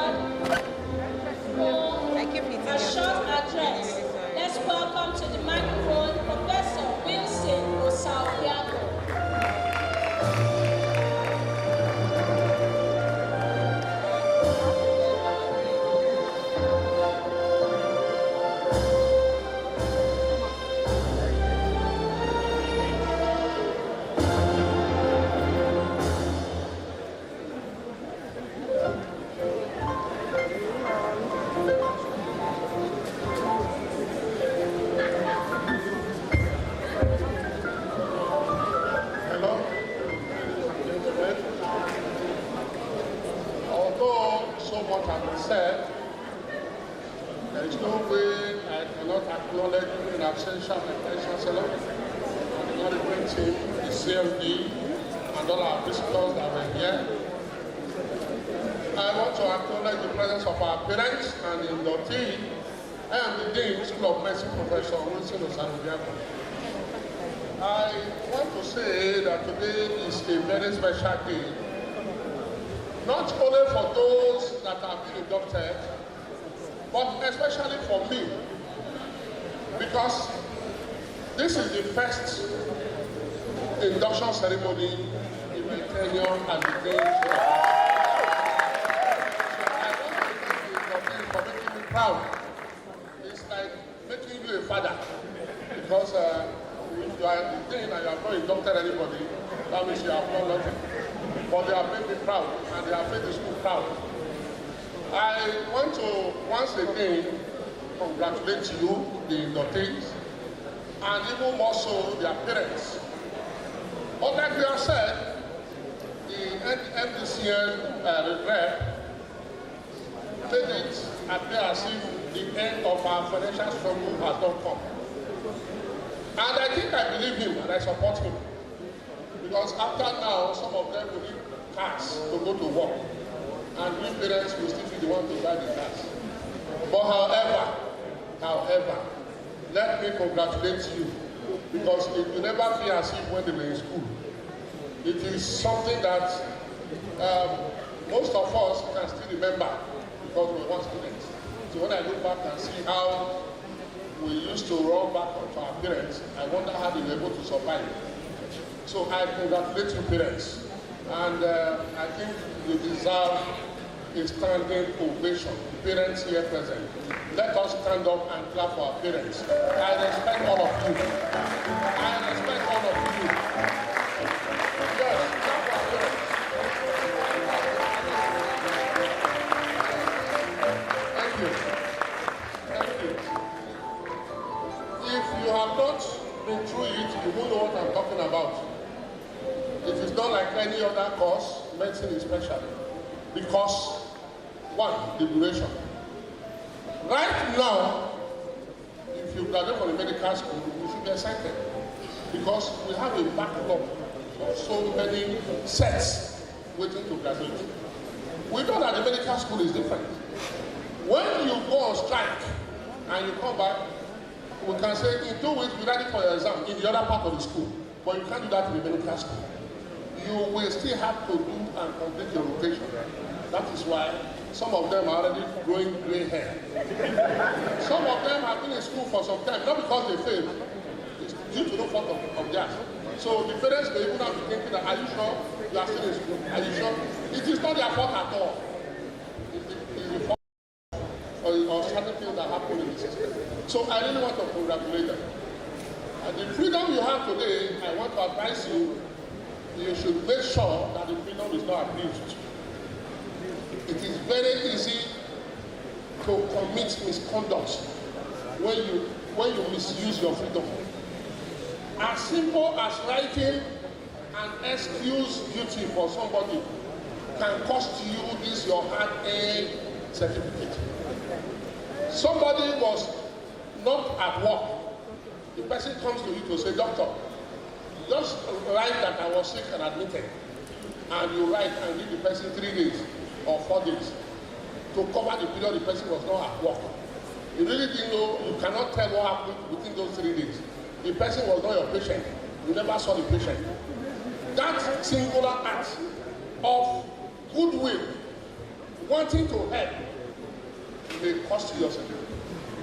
So be very careful. I remember one of my old professors, Professor Osimhen. Professor Osimhen, not Clement Osimhen. Professor Usifo Osimhen. He used to tell us that it is when you want to help, unduly depend partners to help, that is when you may end up in trouble. When you are doing your duty the way to be done, you normally don't fall into trouble. But when you now want to fall back to help, or go backwards, oh, they said there's a dead body somewhere, so I lost an uncle, I'm in Spain, I want to come home, I want you to write a death certificate for me. You didn't see a dead body, you are writing a death certificate. That may just be the end of your practice. And the practice may end as soon as it started. So, but we don't pray for that. So my lesson today is that as you are living here, as you are being inducted into this noble profession, remember that you are now ambassadors of this great institution. And from now on, like I always tell people, I always tell new qualified doctors like you, from now on, nobody remembers your name. Nobody. Even your parents, you are already hearing EA doctor. EA doctor is a new name. It's a new nomenclature. Your nomenclature will also change. You are going to become doctor. If it's in the north, they say Likita. Yeah, Likita. That's your new name. And for the gentlemen of the press, if you are involved in anything, if you are done very well, you are an award winner, they'll say, a uniform trained doctor.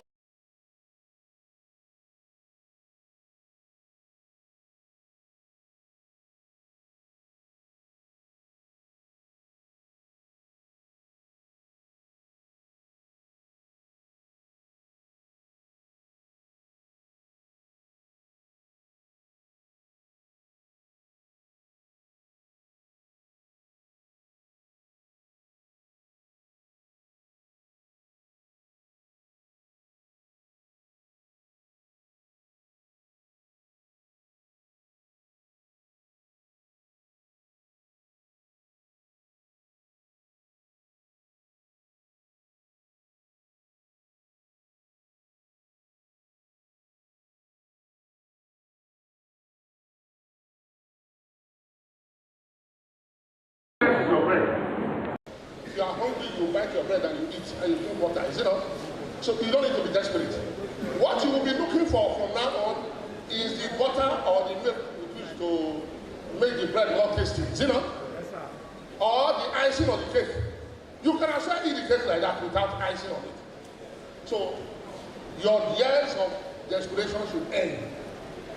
Be a man or woman of integrity. Realize that honesty is still the best policy. That honesty still pays. Education is a scam. It's not true. Many of them will come back eventually to education. So please, that is my advice.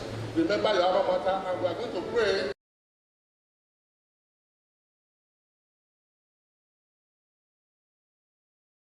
God bless you all. Thank you. Thank you so much, sir. A teacher will always be a teacher.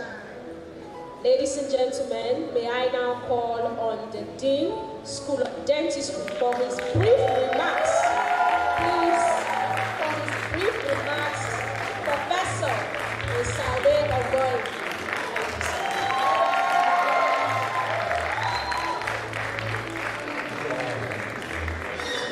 That very day we were waiting for our stop. I think we should celebrate with you. To clap for yourself.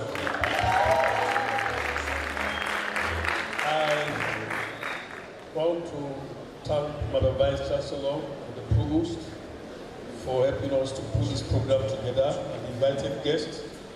The main thing that has been done, let me just recount a few things. First, a special congratulations to our graduates. You have to clap for yourself. This was a long journey. It's averaging about 8 years to get a 6 years program certificate. But I thank God for you that you are here today. I thank God for the success of the program and you taking itself. On behalf of the School of Dentistry, I want to thank the staff and students for their cooperation. I'm particularly grateful for medical and dental academic staff. It was not easy for us to put together the session. The university just come together, work out a new calendar, and move on.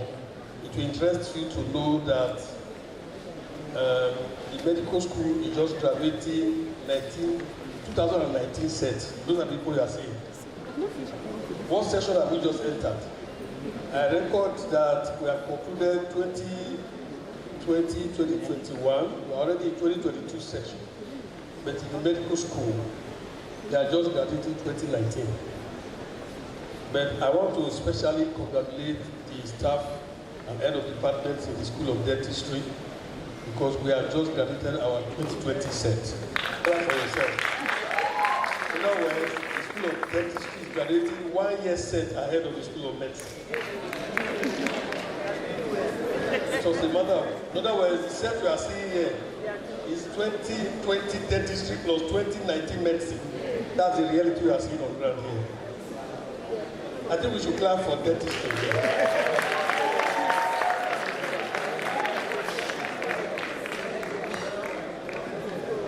Extra sacrifice to get there. I won't talk much about that, but to acknowledge the presence of special guests in our house, our alumnus, one of our renowned alumnus, Dr. Gabriel Udaro. Please, let's appreciate you. He's also one of our alumnus that will be awarding prize for our students today. We will call him up at the right time. At this point, I won't go those congratulations. Let me to congratulate parents and guardians. Please clap for yourself. That day that you were dreaming of has come. It's interesting to know that we had a set of dental students that graduated last year. Because of ASU strike, they graduated in February, and this 20 in November. They were doctors in waiting. They couldn't call themselves doctors because they were not sworn in. They did not practice from February to November. You are a blessed set. Clap for yourself. Let me encourage you to remain focused, because this is just one step. You have to chart your career path. I will not talk too much. In the School of Dentistry, we have our wonderful alumni members, the president of our alumni, school alumni, Dr. Indiogu, Professor Opokwe, and their team. They put together a book on career path for dentistry. I recommend that for all the graduates for the School of Dentistry, so that you can be guided. But generally, I want you to know that the path for a doctor, you don't just start there and make it. There should be some patience, both on your part and on the part of your guardians and your parents. Some of them, as you just graduated, they want to remove their hand. Not so fast. They will still take some time to settle down. I pray that you should exercise patience with them. Two more things I will say before I drop the mic. I want to say that you need to be patient to build yourself. You may not merely earn what it takes for the years of training. You need to be patient. But remember, the next thing I want to say, when you finally settle down and you are beginning to get something, remember your parents, that their fruit of labor will not be in vain. All right? You have to give back to your family. And then you have to give back to your alma mater. The University of Benin, the School of Medicine, the School of Dentistry, we are hoping that as you do well, you with both an ambassador and our sponsors. It's a good prayer for you, isn't it? I know that many persons are in a hurry to travel. I'm not going to stop you. But one thing you must look at. Many persons are traveling to end up not practicing medicine and dentistry. If that's the situation you're going to find yourself, you have to look very well before you jump. Otherwise, you jump out of the profession, you start from the scratch. I pray that God will help you.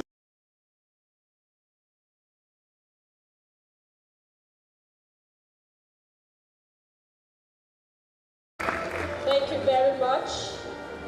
I will quickly call on Professor Misayebo Sado, the Director, Institute of Child Health, for her brief goodwill or remarks. Please, we have a lecture after this, and our guest lecturer is waiting eagerly to dish out what he has for us today. Thank you. Madam Vice Chancellor, all protocol duly observed. So I want to congratulate the doctors today. We have 9 female dentists and 20 female doctors. I am elated because it's not easy for the female gender. I congratulate all of you as doctors, male and female, because when you took JAMB, about 4,000 of you applied to read medicine. And how many are you today? 66 graduating out of that lot. So you must have put in a lot. As they say, if the easy, can't do it. So congratulations. I also want to congratulate the parents who have a new title today. Mama Doctor, Papa Doctor. Congratulations.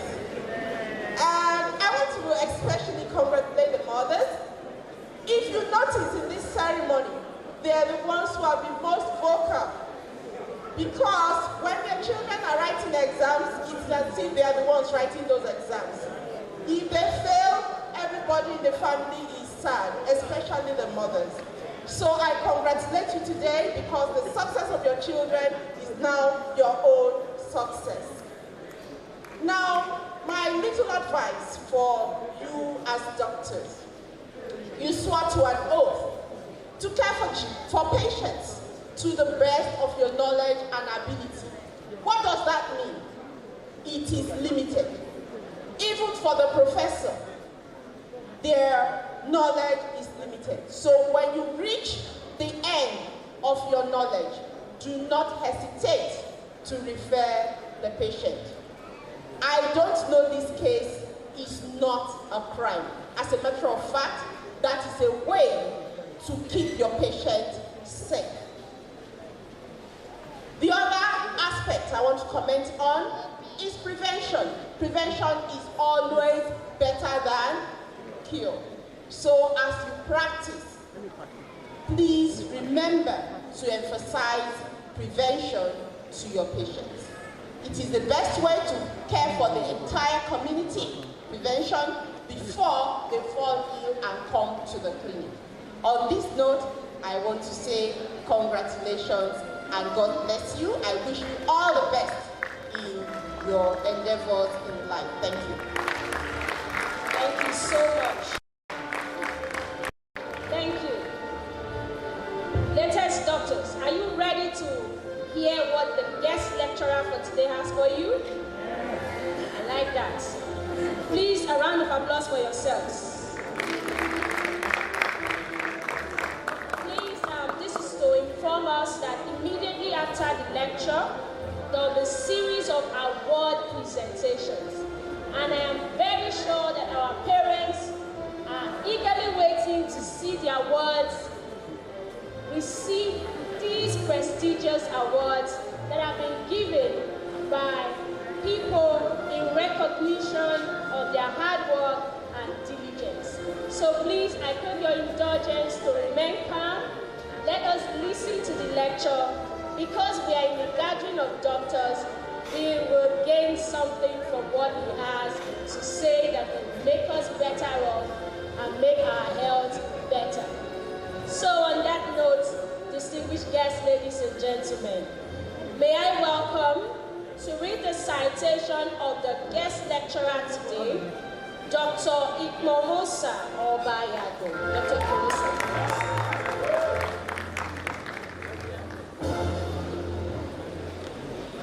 Madam Vice Chancellor, please permit me to rely on the already established protocol.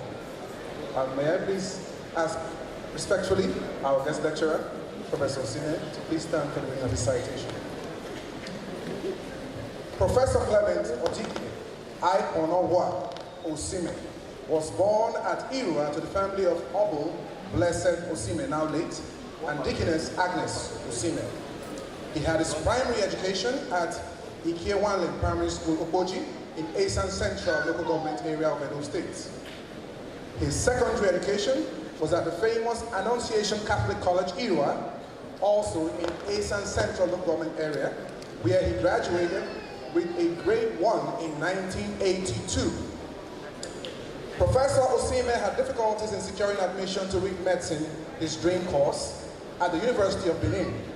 He eventually gained admission to read quantity surveying at Federal Polytechnic, Auchi, and graduated with a distinction as the best graduating student in 1985. He was offered automatic employment at a private firm as a quantity surveyor, even with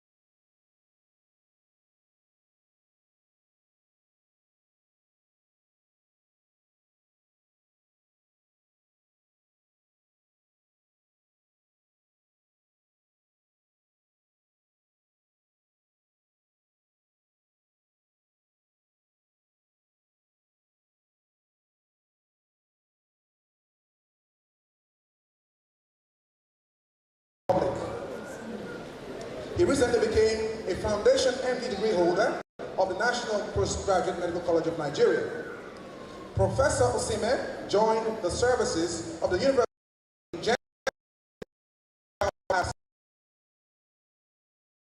special interest in breast and colorectal surgery, and he also lectures on ethical and legal aspects of medical practice.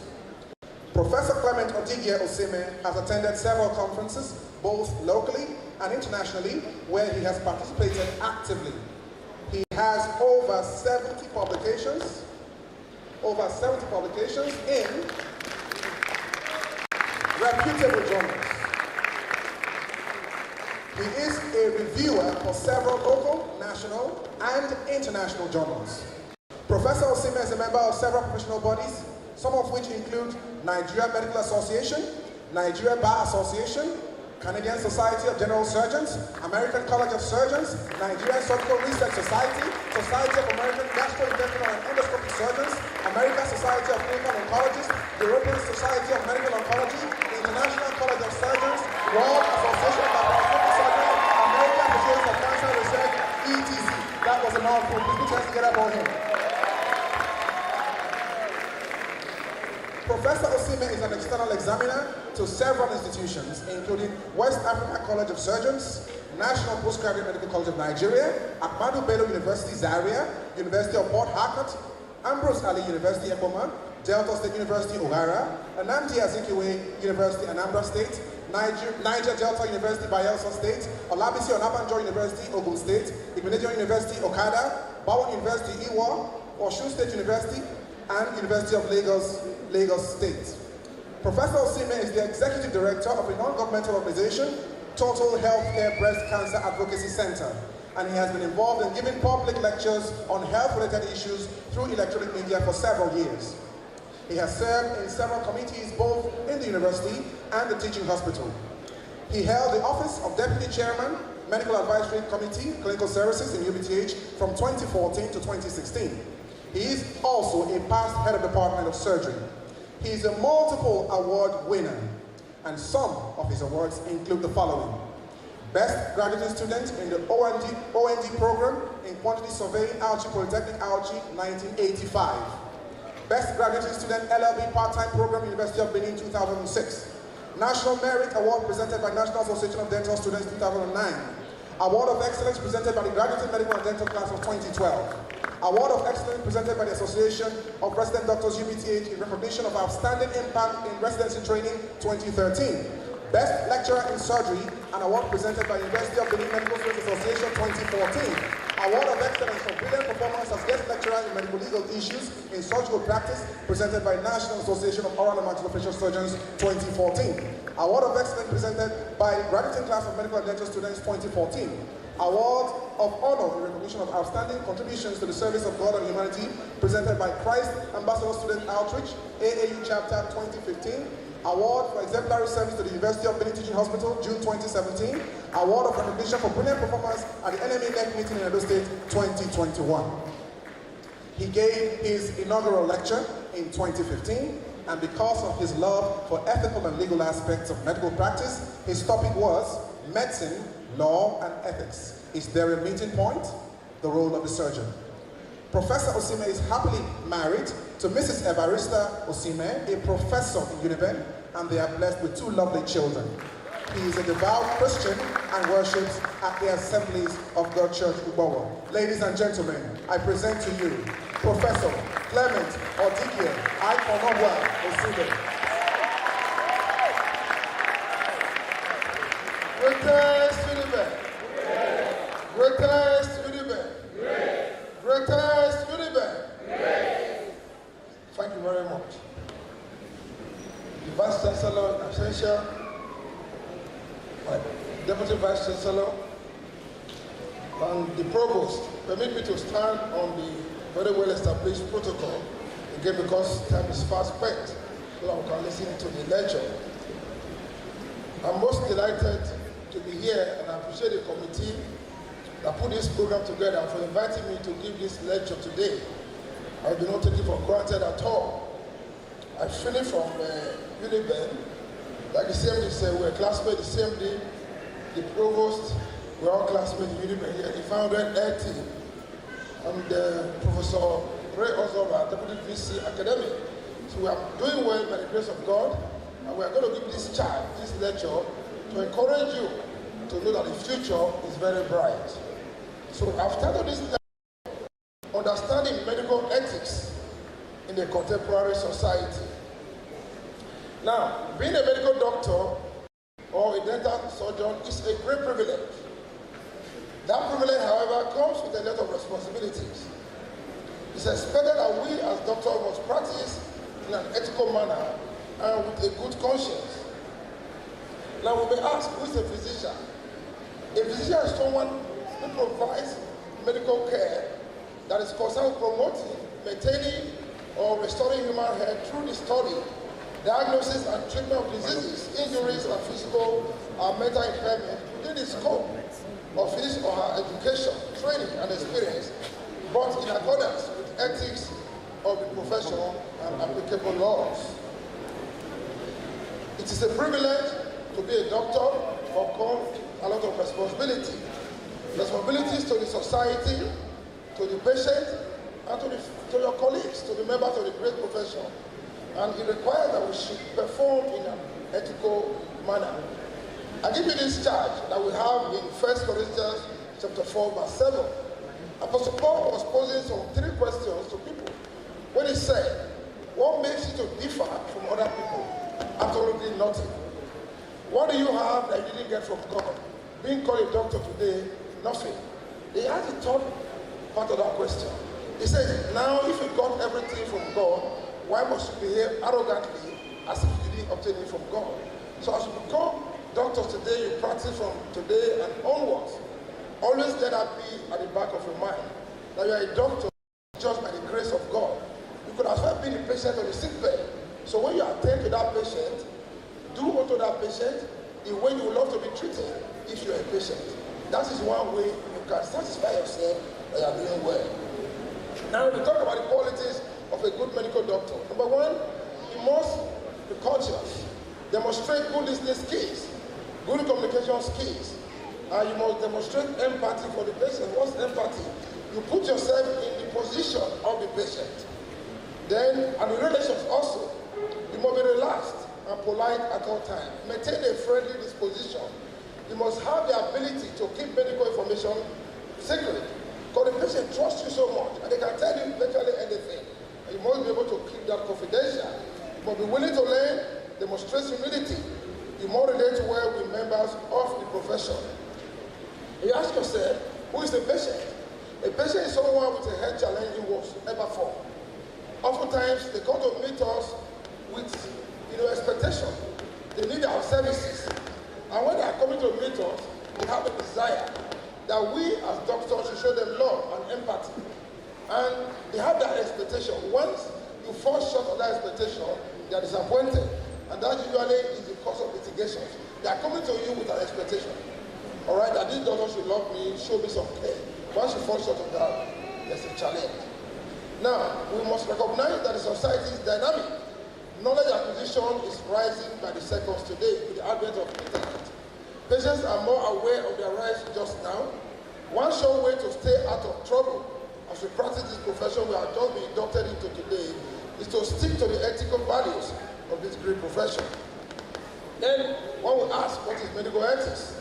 It refers to rules and principles that ought to direct our conduct and touches on virtually every facet of life.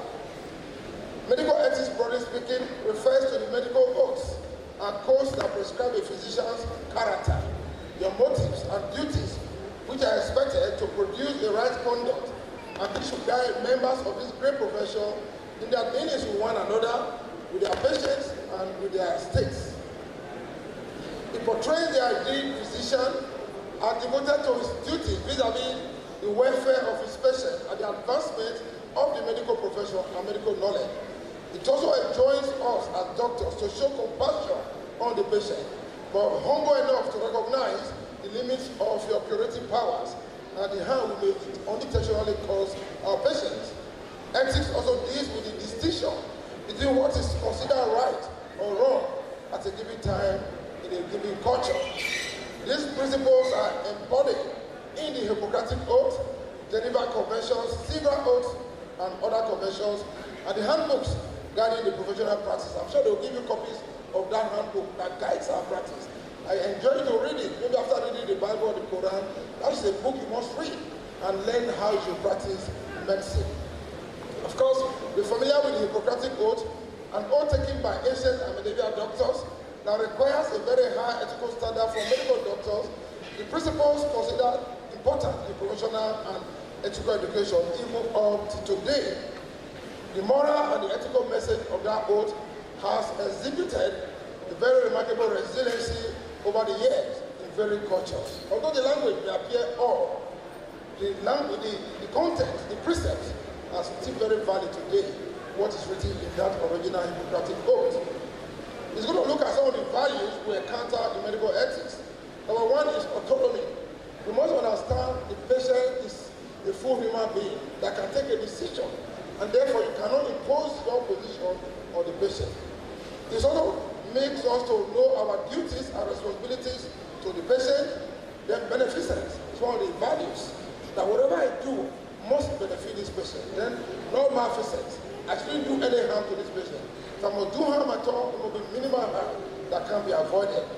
Honesty is a virtue you must cultivate. You must be honest with your patients. If you didn't do a thing, I didn't do it. Don't try to make up things just to get some money.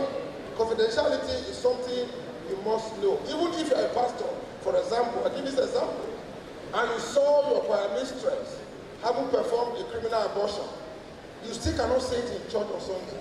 It's as serious as that. There are two different entities, being in the church and practicing as a medical doctor. Confidentiality is so important, even after the patient has died. Informed consent is very important. Informed consent simply means meeting of the minds. You want to do a procedure like surgery, the patient must be aware what you want to do, what are the complications, what are the risks of that procedure. And the patient will agree with you that I still want to carry ahead, having understood the complications associated with that procedure. And somebody said, that is Cardozo in 1914, that every human being of adult years and sound mind has a right to determine what shall be done with his body, and a surgeon who performs an operation without his patient's consent commits an insult for which is liable in damages. Medical reasonableness. That means before you take any action, ask yourself, will my colleagues who are also reasonable do a similar thing faced with the same circumstance? Ask yourself that question always. Medical reasonableness. What I'm going to do now, will my colleagues do the same thing? If the answer is no, don't do it. So that is the way to practice this profession. Then at all times, remember the best interest of the patient. Anything you are going to do must be in the best interest of the patient. Not because they're going to sell drugs and they give you a commission. You are going to refer a patient to go on MRI and they give you a commission. Ask yourself, if that is the best interest of the patient? If the answer is no, don't do it. Right. Having understood what ethics is going to look at the rights of the patient briefly. They have rights to medical care of good quality. Right to freedom of choice, which borders on autonomy. Right to information. You cannot just give somebody drugs and it's asking you, doctor, why are you giving me injection instead of tablets? Don't quarrel with your patient. Explain to the patient why you are doing that. They have right to information, right to confidentiality, right to dignity. You want to examine a patient in the examination room. You want to do a rectal exam, for example. Don't just tell a full-grown adult, okay, remove your boxers, lie down there. Get him something to put on, that dignity. People do it unconsciously. And I believe after now, you won't practice in that way. Patients have right to religious assistance. They have right to examine the bills. They have the right to know the rules in your facility. They have right to get a feedback after you have treated them. Of course, they have right to emergency care, even when they don't have the funds immediately. What are the duties of a doctor? You are a doctor today. What are your duties? Remember this. You are to work essentially at all times to protect the rights of those patients. That's your main duty. Once you do not protect those rights, that is usually the room for litigation. Provide good standard of practice and care. Do adequate assessment of your patients, appropriate investigations and treatment, prompt referral when indicated. Don't hold on to a patient that is almost dying, say, come and go to UPTH. That will be my practice. Work within the limits of your professional competence. Now, as house officers, medical officers, there's a limit to what you can do. I don't expect you during your service. You're not doing the major abdominal surgeries. That will border on my practice. You must be willing to consult with colleagues. It's a virtue. Borders of humility. If you don't know what to do, call your colleagues to support you and they will provide you with information. You must be competent when you are making a diagnosis or providing treatment. Remember to keep clear, accurate, and medical records, because in the event of a litigation, it is those records that will come to your rescue. All right, if you're down with 2 lines and you walk away, when there's a litigation and you show that in court, it can be a huge challenge for you. You must pay due regard to efficacy and use of resources.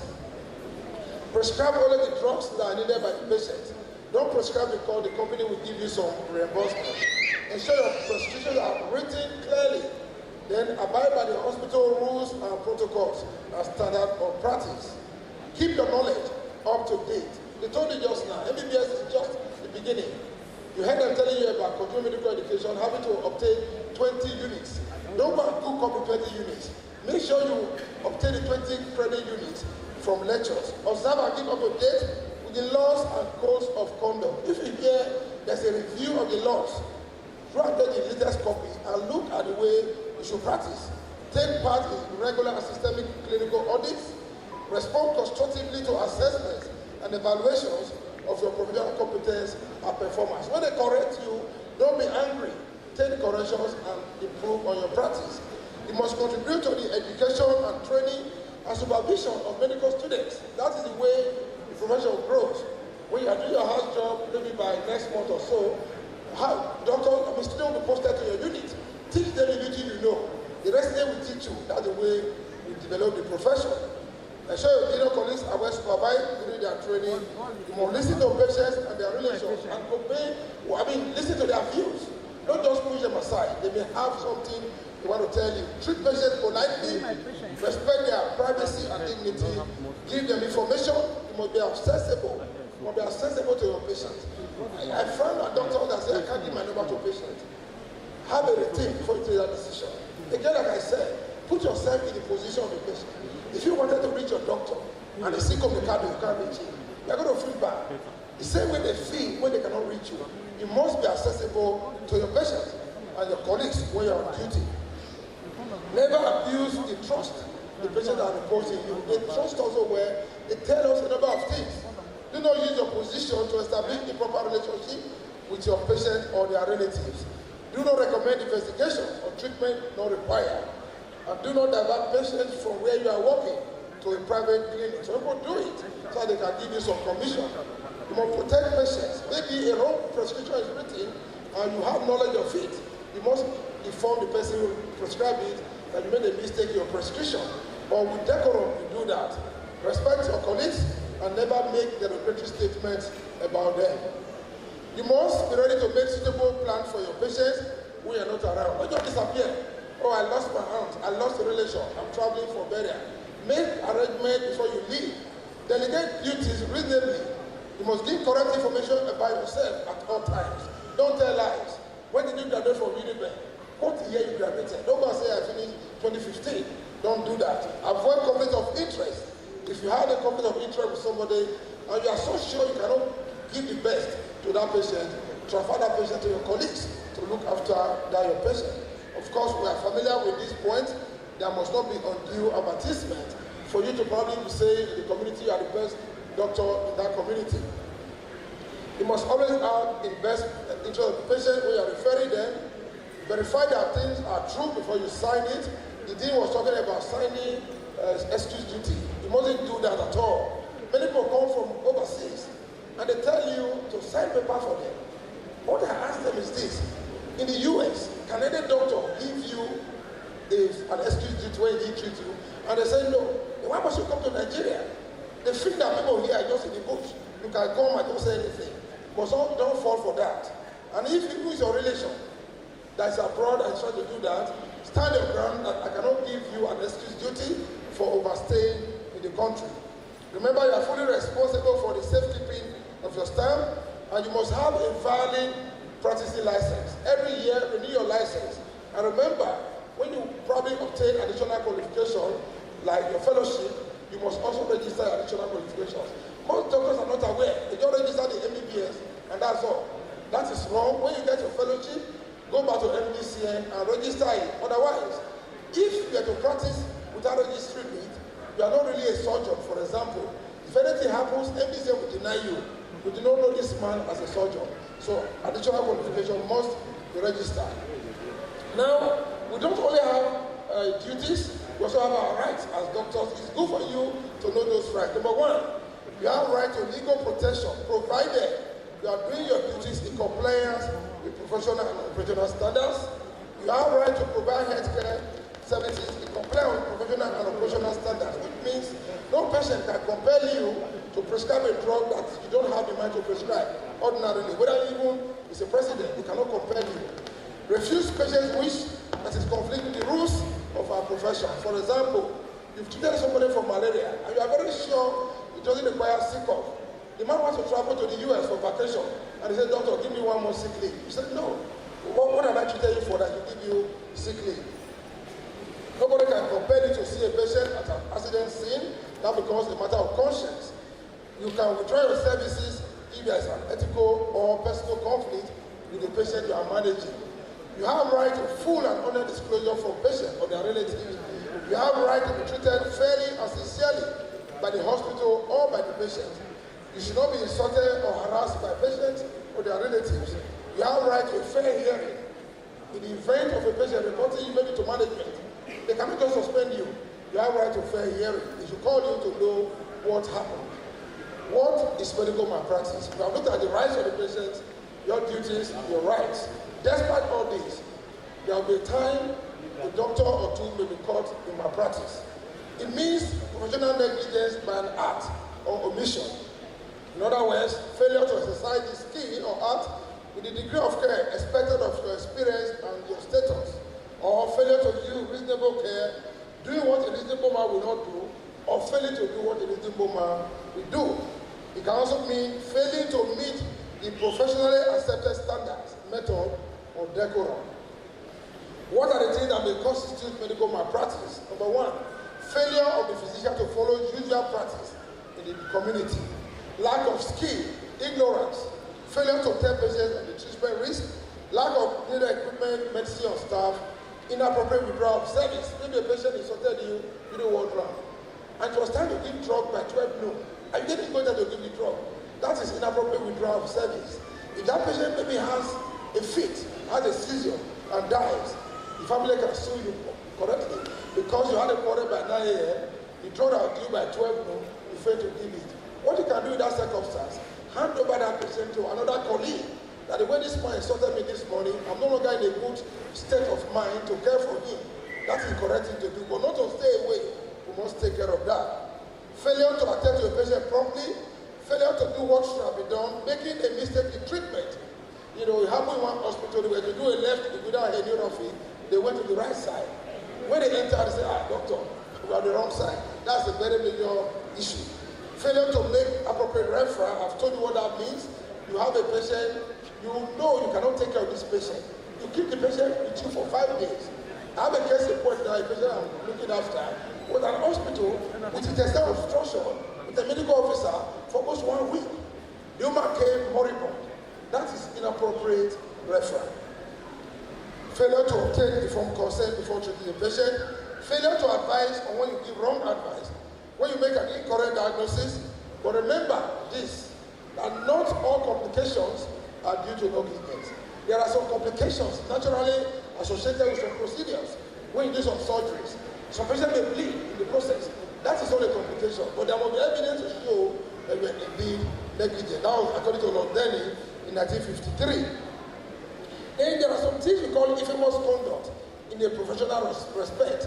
They were properly defined by Lord Justice Lopez when he said, if a professional like you, a doctor, does something, and when your colleagues that are a good standing hear that you did such a thing, they will describe it as shameful conduct.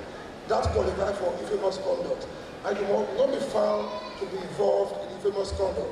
Examples are here: abortion, adultery, alcoholism, drug addiction, self-advertisement, false certification, breach of secrecy, falsification of expenses.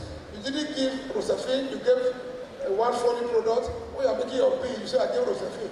That is equivalent of falsification of expenditure, and that borders on gross misconduct. Sexual harassment, any criminals. There are some criminals, when they know they are chasing them, they want to come and hide in your clinic. That is also infamous conduct in a professional respect. Having said this, with all this you have done, some patients may feel aggrieved. What do? They can go to medical counsel or they go to a regular court. If they go to medical counsel, there are things that can happen to that doctor. They can admonish you. Admonishing is not as simple as it looks. You may have gone to Abuja up to 10 times before they come up with a judgment, advice. And you waste resources, you pay lawyers and all that. They stay in your hotel, eat the best of food or your account. At the end, they will say you are admonished. But it's not as simple as that. Try to avoid it. Number two, you can be suspended for about 6 months. Then the last one, your name can be removed from the register completely. And if your name is removed, you can't practice. If you go to practice in a village, you are a quack, and that can actually border on criminal negligence. Then they can go to a regular court, and the courts can also apply their sanctions. What is the basis? Why should the patient sue me as a doctor? Number one, I owe that patient the duty of care. Number two, I have breached that duty of care. Number three, that patient has suffered harm. And therefore, damages should be awarded against me in favor of the patient. Then you may ask yourself a question. As a random, as a doctor, can I really be sued by my patient? Only remember this quotation. And they told you, it's the person you don't expect it from, your relations, your friends, people that really contribute to your training, that will come and bother you with excuses and all that. Somebody will say, come and treat me at home. You don't have your feet to check the vitals, and you keep treating, and the patient dies at home. That can be a major challenge. So remember this always, that if it can happen at all, it can happen at any time. And it most likely happen when you least expect it. You'll be surprised. From a relation, a friend of mine gave a death certificate to a friend of his, in honor of his sister, who died in court. The guy was trying to defraud an insurance company. And he gave to his friend, they used to drink beer together, death certificate. And nothing was paid for it, a very good friend. Unfortunately, he didn't know his friend was deceiving him. And you can imagine a doctor was paid for his clinic. He went to Oko prison. By following day, was taken to Girigiri prison. By the time he finished the case, around 2000, that's several years, he spent about 4 to 5 million on that case. So let's be careful. The conclusion, there is no substitute for good clinical care and thorough documentation. Medical ethics, as you have learned today, should serve as your manual as you practice the profession. There is need for continuous medical education because knowledge is dynamic, don't just stay in one position. Litigation should be avoided at all costs. And remember this always, that a single act of indiscretion can ruin an entire medical career. Maybe after several years in the school, you are told not to practice again. Or go and pay maybe 100 million to a patient. Once more, congratulations to the newest medical doctors in town and to your parents. Thank you very much.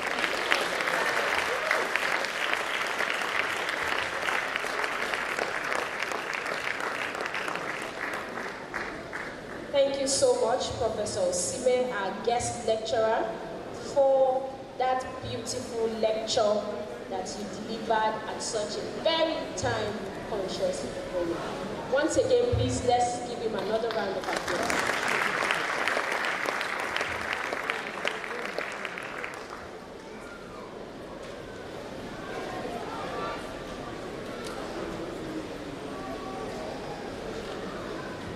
All right, ladies and gentlemen, newly inducted doctors, parents, guardians, once again, thank you for your patience.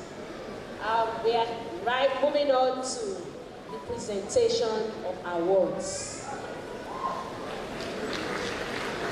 First, let me call on the Dean, School of Medicine.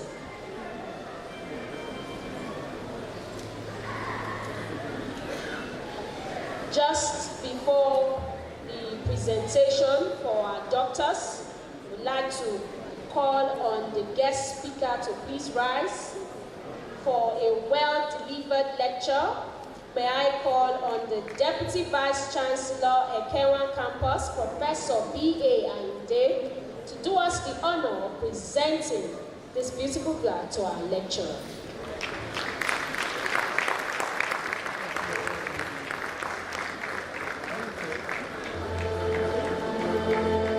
Good afternoon, everyone. On behalf of the College of Medicine, University of Benin, I'm presenting this to you as a token of appreciation. The lecture that you have delivered is a very fantastic one, and we pray God our children understand it more than what you have said. Thank you.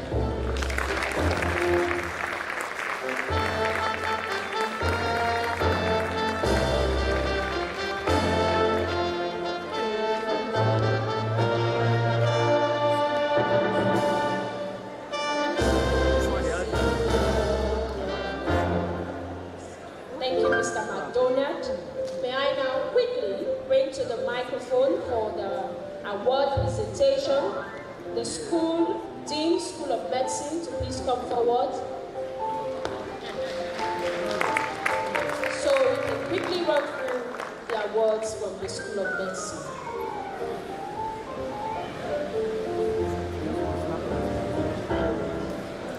Thank you very much.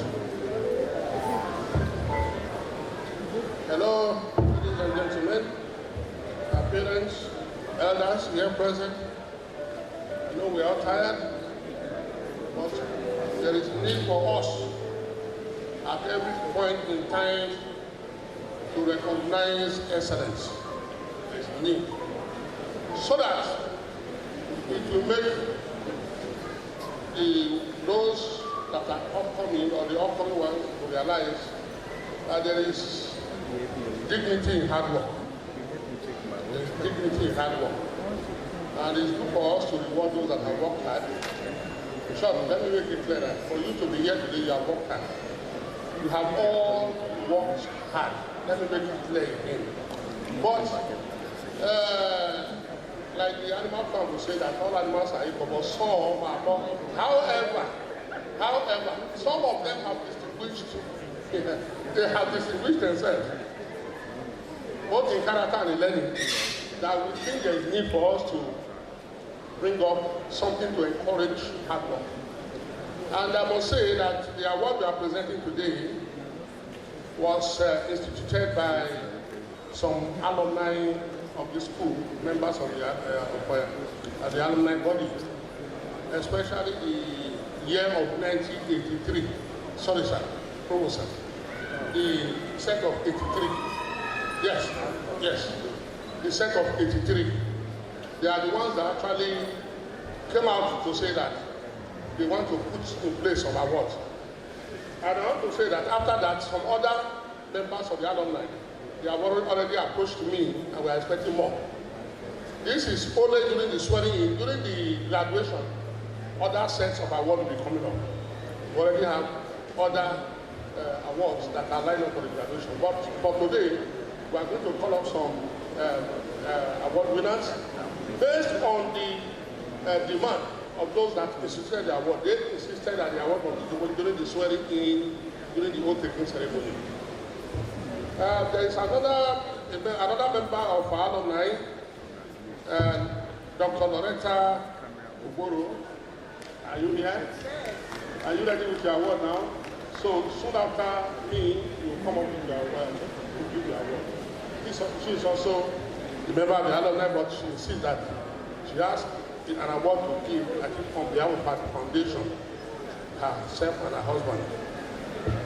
But for now, I have 3 awards. The first one, which I will call on my DVC to help me present. Sincerely, sir, I think I will need your services, because this is a student that has worked hard and distinguished himself or herself. I don't know yet. That has distinguished himself or herself and stood out from the rest. We are basing the award on the final exam, which was the one that was done, O&G, child health, mental health, medicine, and so on. But interestingly, Those that instituted the award also stated them which area. These are cash awards. The first one is won by Dr. Oliver Amugo Award. Dr. Oliver Amugo Award for the best graduating student in Oxford.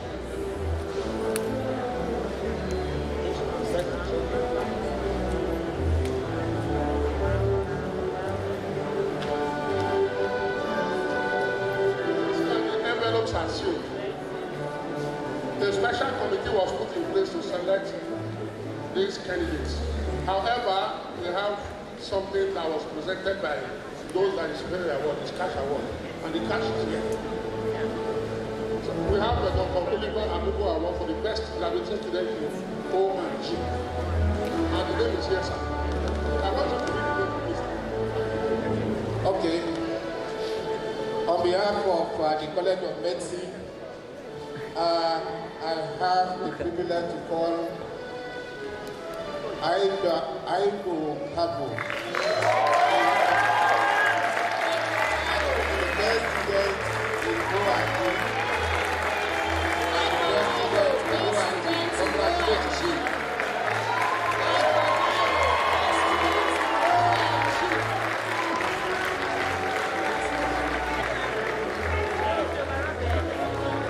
I want the mother to stand up, please. The mother is the woman of and the father. Come on stage. The parents, please come to the stage.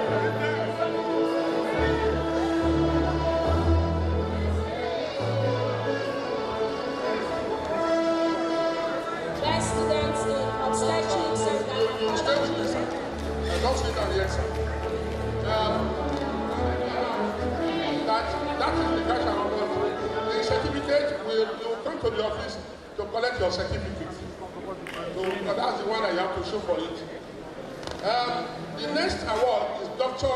Bola Lawani Balogun's Award. Dr. Bola Lawani Balogun's Award for the best graduating student in surgery.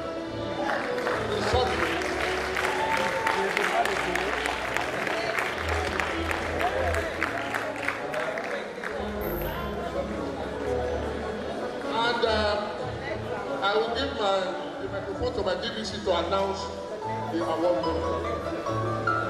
On behalf of the College of Medicine, University of Benin, again, the best student in surgery is Aibo Habo.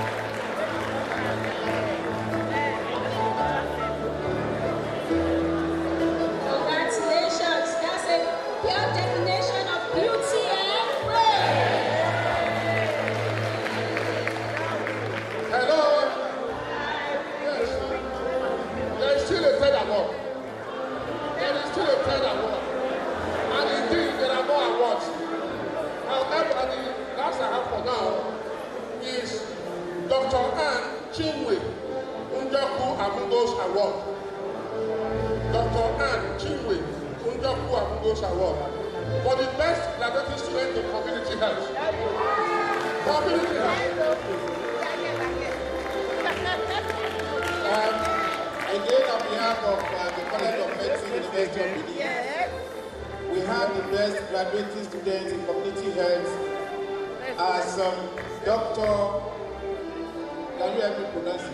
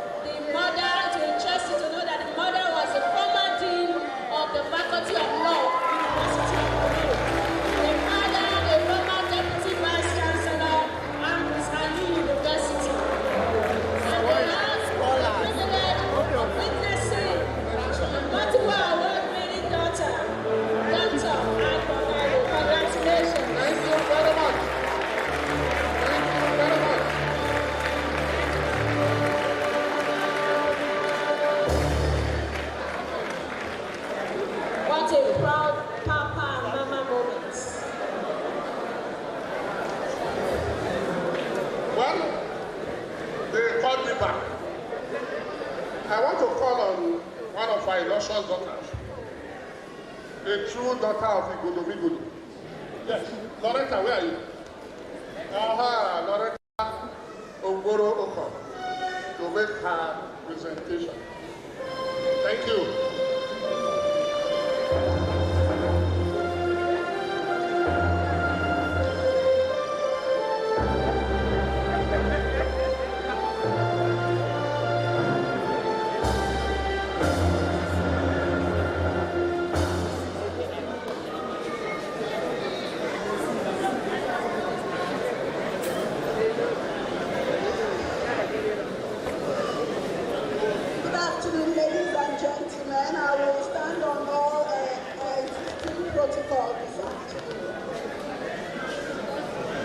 My name is Dr. Mrs. Loretta Oduware Ogboro Oko. I'm here today on behalf of the Ashanti Graham Health and Education Initiative Foundation, founded in 2012 by Dr. or Mr. if you're in the UK, Dr. or Mr. Douglas Chukwuemeka Oko, who happens to be my husband and also an illustrious alumni of this school, and myself. Douglas Chukwuemeka Oko is a consultant neurosurgeon, skull base and pituitary, and he is a poster child for Brain Brigade.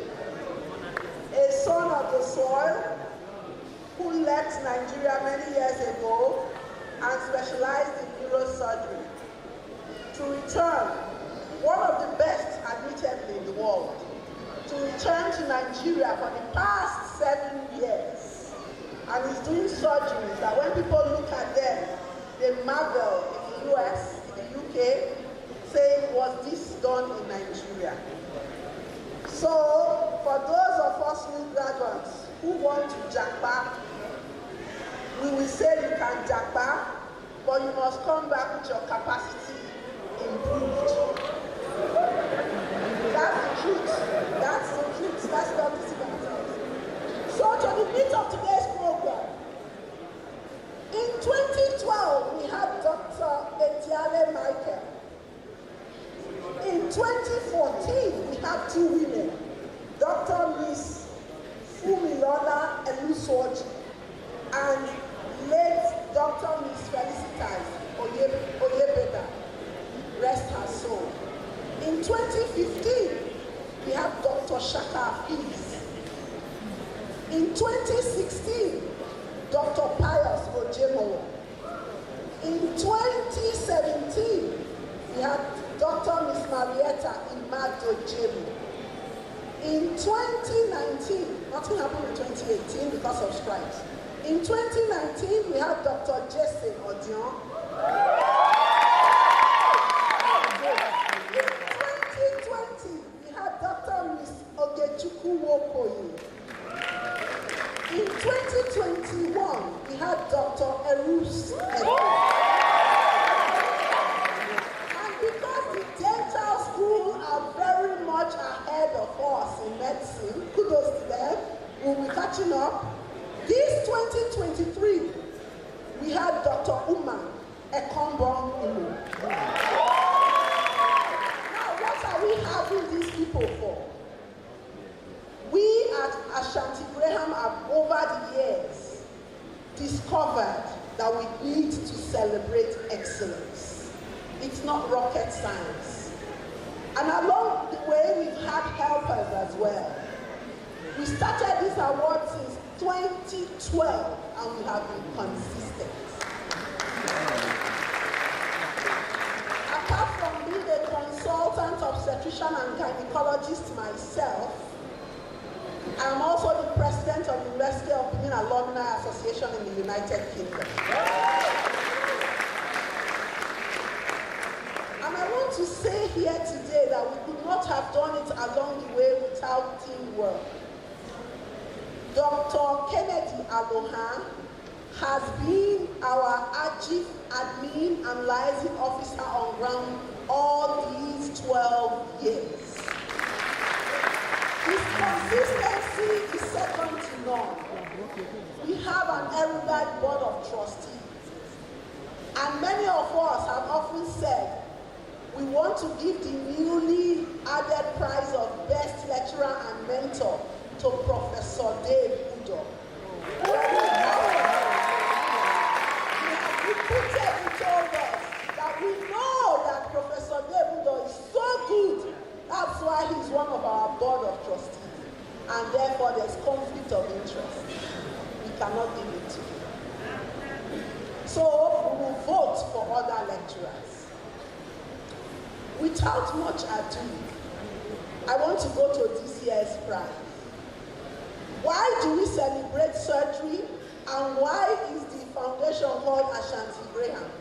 My erudite teacher, who is sat in this crowd, she just asked me, why Ashanti Graham? Has anybody ever taught that? These people who just come to dish out this laptop every year, what does Ashanti Graham stand for?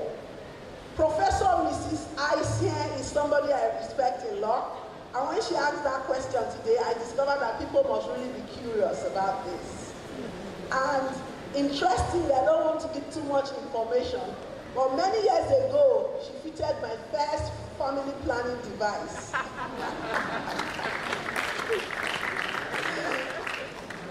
Ashanti is the name of the daughter of Douglas Chukwuemeka Oko and Loretta Oduwari Oboro. And Graham is the name of their son, Graham Ogene Maru Oko, is the second child and son of Loretta Oduwari Oboro and Douglas Chukwuemeka Oko. And Graham is named after one of the foremost persons in medicine and surgery. The second person who founded, two people founded or co-founded the Glasgow Coma Scale. One of them is Sir Graham Teasdale, who happened to have rendered Douglas Chukwuemeka Oko the needed help to break into neurosurgery in the United Kingdom. So that is where Ashanti Graham comes from.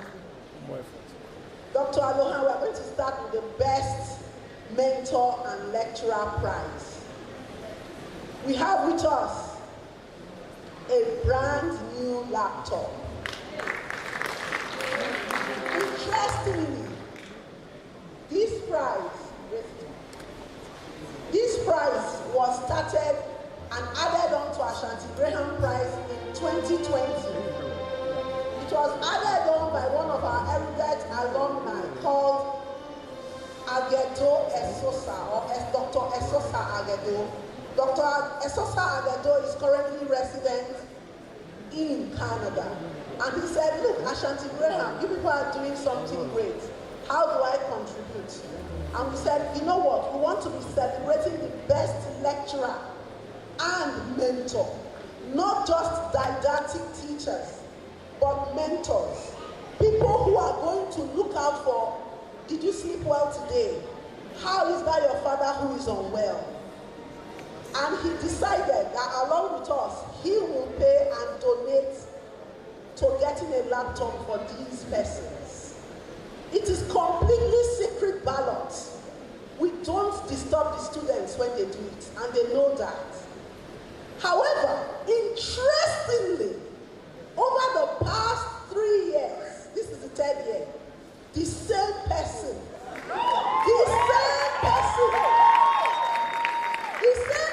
is winning it. What is he doing that the rest are not doing? We had a meeting, one house please. This is very important, please let's take it seriously. We had a meeting as board of trustees, and we decided, some of us were saying, let's give it to a second runner-up. Since he has gotten 2, let's encourage the next person. But the board of trustees vetoed. They said it is his mandate. And on his mandate we stand. We must give him his mandate. Let the others go and do what he is doing. And then as a researcher myself, many of you may not know, but I have a master's in public health from the University of Edinburgh in the UK. Public health research. I started to do an in vivo analysis of the results.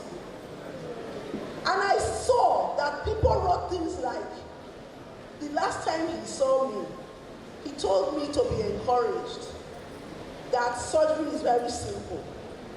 Another person said the last time he saw me, he said that I should go and get XYZ textbook. And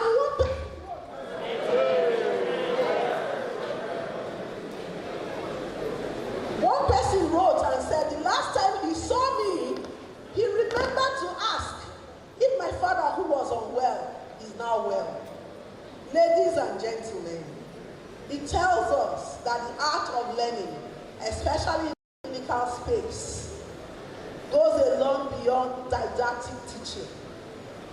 You need those mentor teachers who will actually make a holistic doctor. I have the single honor and privilege of calling up here this afternoon Professor David Osawumise.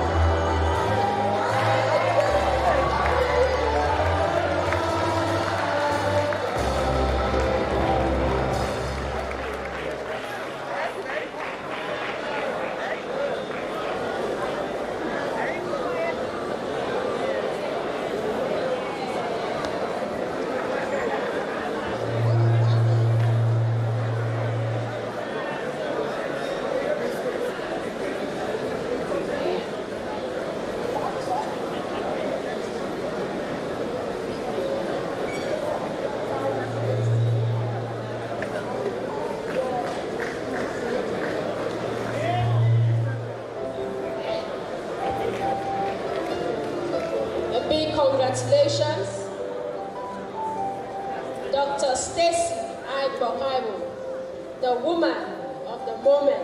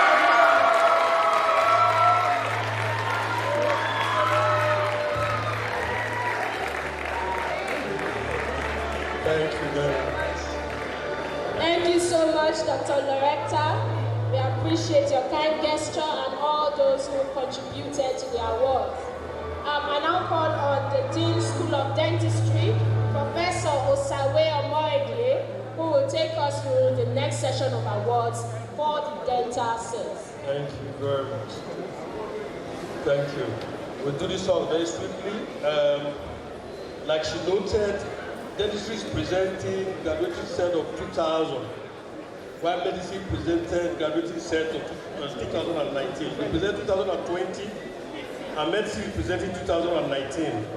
So the award has been given for the best for 2019, and we have just announced our 2020 best graduating student, and that's the award for her. So she will come over during the presentation for medicine 2020 set to come and pick your award. So I think we should clap for her again. Let me use this moment to invite to the podium our special alumnus who will be doing presentations of award for our dental graduates. It's nobody else but our own Dr. Gabriel Udaro, all the way from the UK. Please, sir, come over to the stage for the presentation.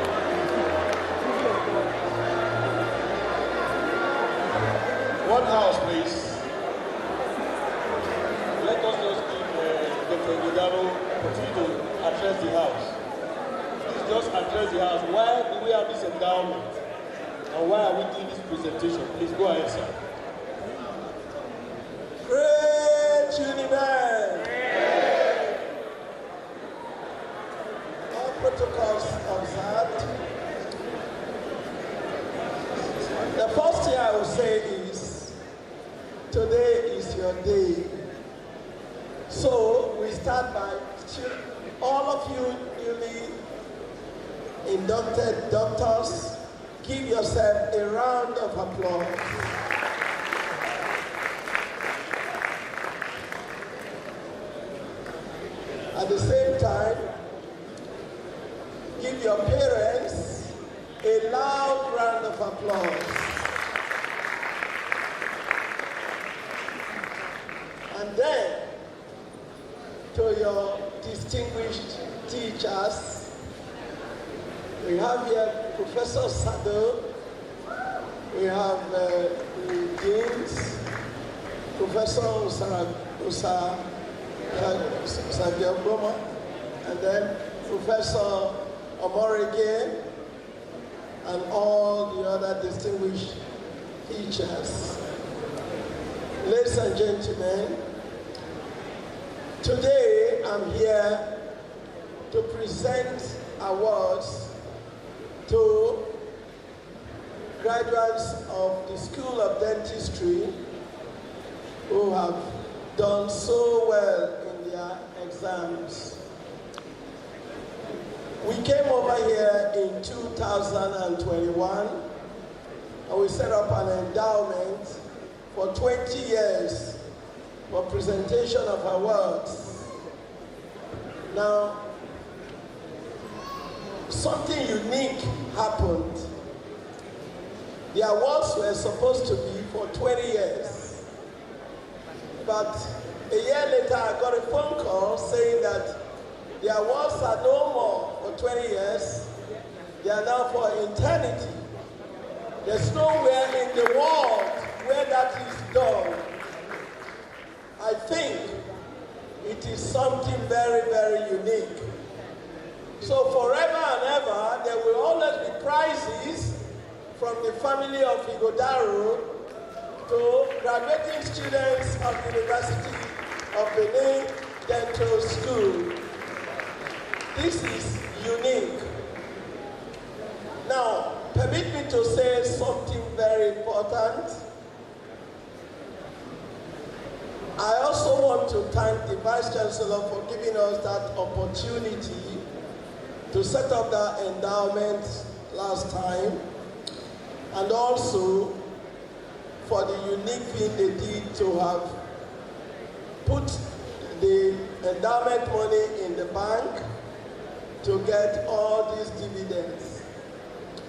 Now, the unique thing I want to mention is that today one of the prizes that we are giving is a prize in recognition of the unique role played by a distinguished woman, a woman I was so fortunate and proud to be the husband. She's late now. Now, she was so instrumental to our setting up of our practice in London,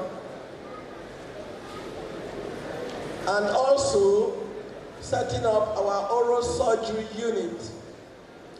So today, the prize to the best graduating student in oral surgery will be Mrs. Stella Ighodaro's prize.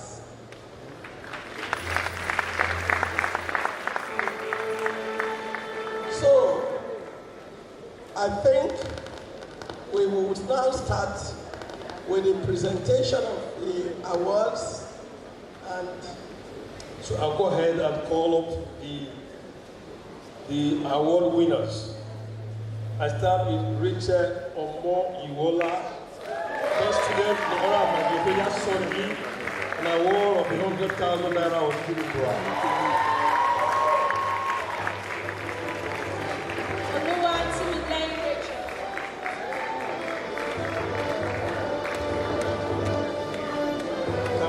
Come forward, please.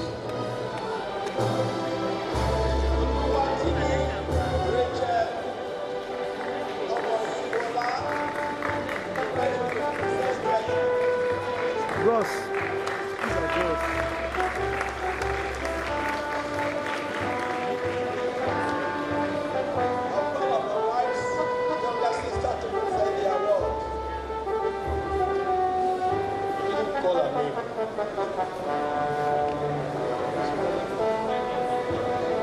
On behalf of my late sister, Mrs. Stella Ighodaro, I present you the Award of Honor for the best graduating student in the Department of Oral and Maxillofacial Surgery. Oluwa Semile Rachel Omoyinka.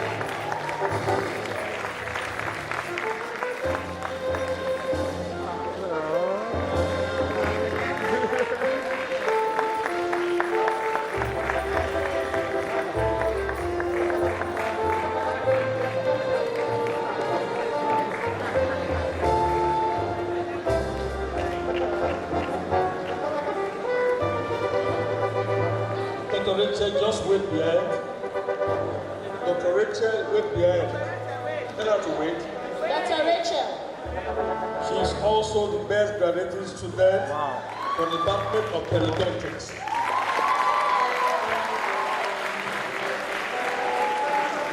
The prize for the best graduating student for the Department of Periodontics is 50,000 naira for Rachel Obenwala. Dr. Oluwatimi Rachel Omoyiwala, you are the recipient of the prize of 50,000 naira for the award of Best Graduating Student in Periodontics by Dr. Iwudaro Gabriel.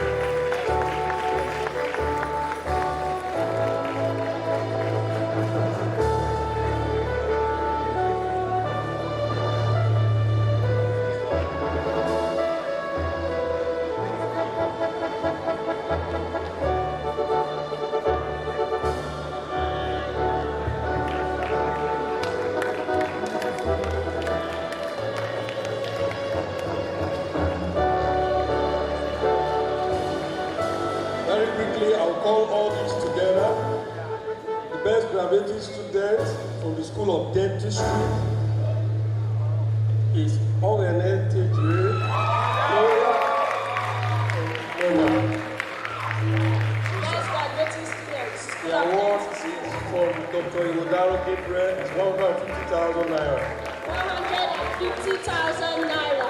Ogene Tejire, Gloria, and Moneta. She is also the best student in oral restorative dentistry. 50,000 naira.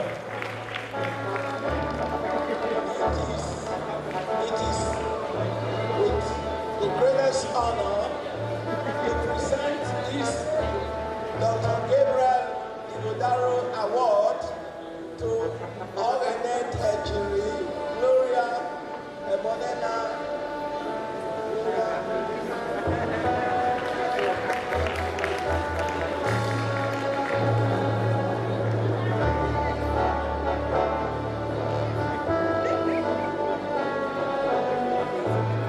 Ladies and gentlemen, I think we need to give this young lady a hand of applause.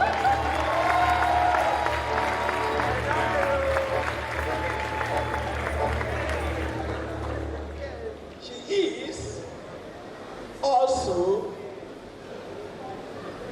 the recipient of Dr. Gabriel Iwudaro's award as the best graduating student in the Department of Restorative Dentistry.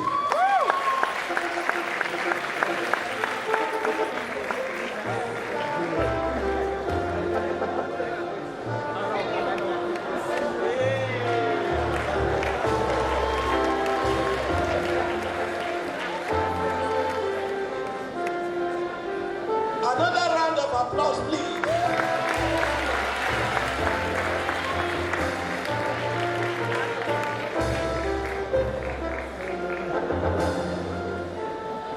I wish I could take her with me to remember.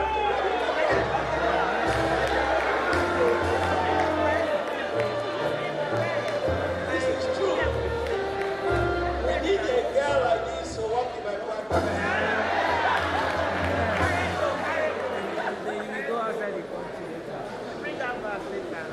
This is Dr. Gabriel Iwudaro's award, which is being presented, and call the name again, Ogene Tejire, Gloria Ebonena, best graduating student in the Department of Preventive Dentistry.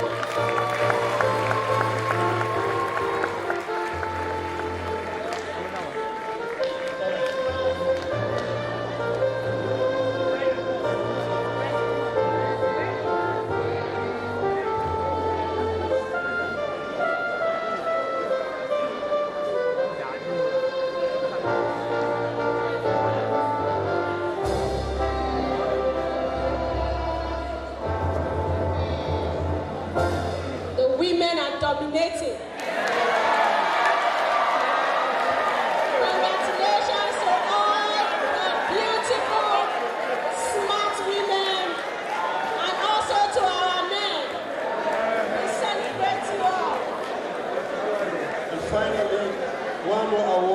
School of Dentistry is for Princess Faith Omobiano.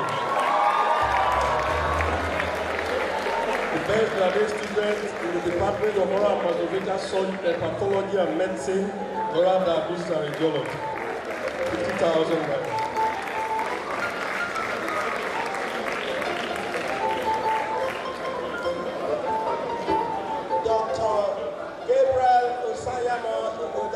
Award for the best graduating student in the Department of Oral and Maxillofacial Pathology and Medicine, which goes to Princess Faith Omobiano.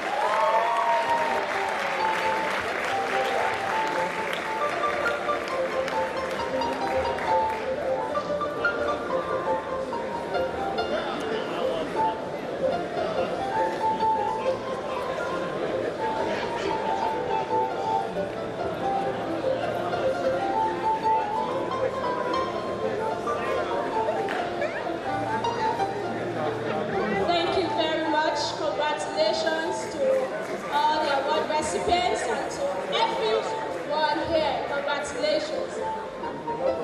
Before I leave the stage, I think we need to give a round of applause to all the ladies in this room.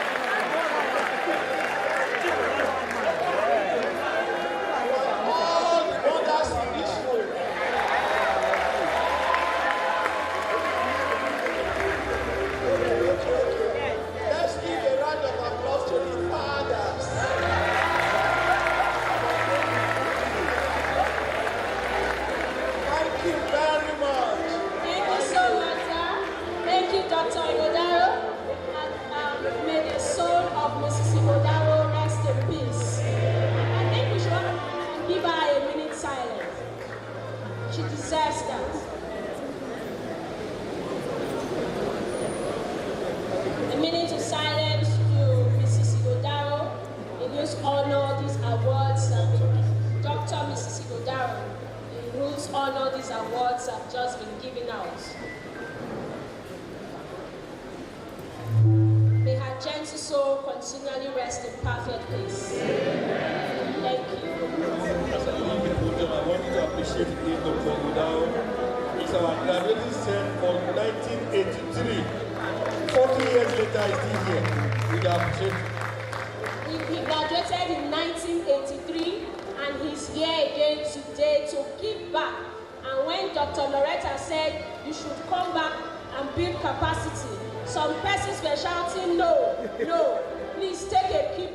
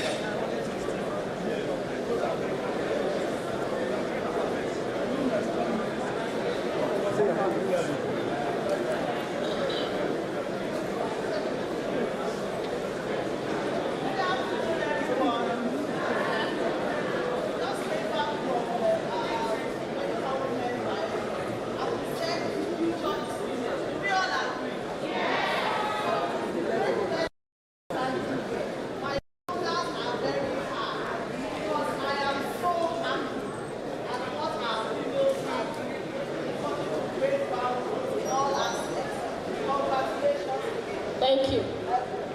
So we would, this is not the last bit that we do, we will call the best graduating MBBS inductee, the best female graduating MBBS inductee, to please come up for a little cash prize from the Medical Women Association of Nigeria.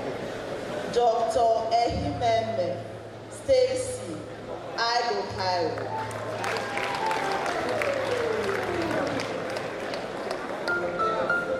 Then we'll also present to the best BDS inductee, Dr. Ogenetejiri Gloria Emonena. Please come up with your parents. Thank you.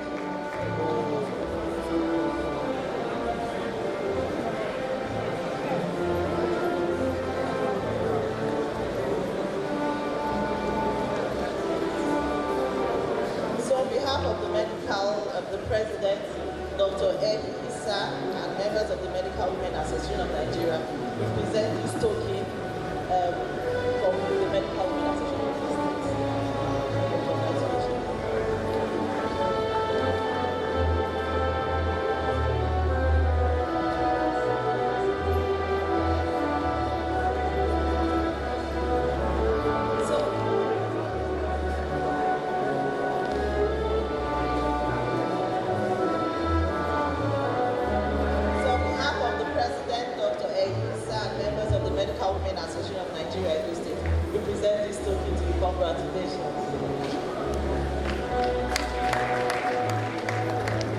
Congratulations.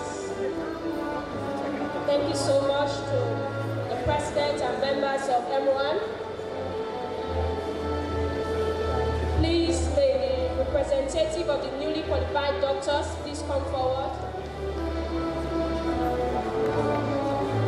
Those to respond on behalf of the newly qualified doctors. Please. Thank you very much. Thank you very much. Please, car number YAB315BD, please go outside and repark. Car number YAB315BD. That's all. Please go and repark.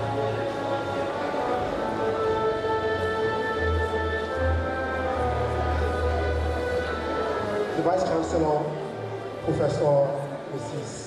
Lilian Ebotia Salami, other principals of the University of Benin, the Provost, College of Medical Sciences, Professor Wisin Sado, other principal officers of the College of Medicine, members of the University of Benin seniors here present, the representative of the Medical and Dental Council of Nigeria, the Dean School of Dentistry, Professor Wisin Osaobiago, the Dean School of Dentistry, the Dean School of Basic Medical Sciences, the Director Institute of Child Health, the Chief Medical Director, University of Benin Teaching Hospital, the Chairman, Nigerian Medical Association, the Chairman, Nigerian Dental Association, parents and guardians here present, and the graduating medical doctors of 2019-2020. Greatest Medic Storm. I am Dr. F. Erasmus Osarowese.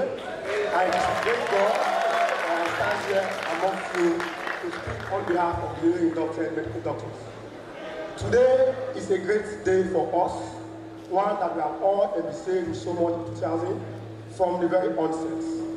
This journey began exactly 9 years ago, and today it has come to a successful and glorious end. We have assembled here today to celebrate the 2019-2020 set of newly inducted medical doctors called the Great Medic Storm. Indeed, our name tells a story that our journey was not a smooth sailing, but a accumulation of 9 years of dedication, perseverance, and unwavering commitments. Indeed, according to the Babylonians, in those things towards which we exerted our best endeavors, we shall always succeed. Medic Storm, let's take a brief walk down memory lane. Our journey to becoming doctors 9 years ago started with the intention to help humanity and to contribute our little quota in making our society a better place. Little wonder the hypocrite wrote, where the art of medicine is love, there is also a love for humanity. And I'm sure we are all connected through these quotes. I remember how we just checked our admission status on JAMB websites on the 25th of August, 2014. For most of us, including myself, it was one of the most euphoric moments of our lives. And during our first piece of resumption, I remember how we had those friends and exceptional colleagues who now are doctors. The journey of 9 years has left us with lots of memories of both happy and sad times, but I want to believe that the best memories are the bonds of friendship, the unity of purpose, and the comradeship amongst us. And I believe without an iota of that, we stand the test of time. As we leave this auditorium today, I want to implore us to keep the bonds that we have established tight and sacred, as we are now a family forged in the crucible of medical education. Being inducted into the noble profession of medicine is a dream country for us. As we venture into the world of medicine, let us remember the privilege and the responsibility that comes with our white coats. I beseech you all to hold this privilege with the highest esteem and carry with us daily the values and the principles instilled in us during our time here at the University of Benin. The success story of today would not have been possible but for the dedicated professors, lecturers, and instructors who doubled as our mentors and role models. We say thank you for taking our time to groom us to become better citizens to our family, self, and society at large. We are very grateful, sir, and we will not take this privilege for granted. We hope to keep the flag of your academic, moral, and other investment flying wherever we are. At this juncture, on behalf of our classmates, friends, and guardians here present, I would like to thank our colossal source of support, Professor Wilson Sado, the Provost, College of Medical Sciences, University of Benin. He is my father and mentor, and also our amiable father and Dean School of Medicine, Professor Wilson Osargago, whose tireless efforts have made today possible. Thank you very much, sir. And to the heads of our departments,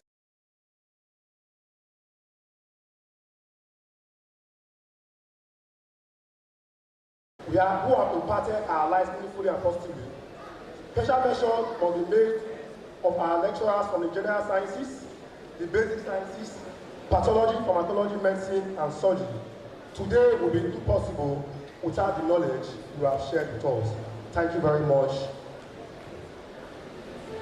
Our appreciation also goes to the resident doctor of UPTH for being willing to guide and encourage us in the midst of our struggle to be who we are today.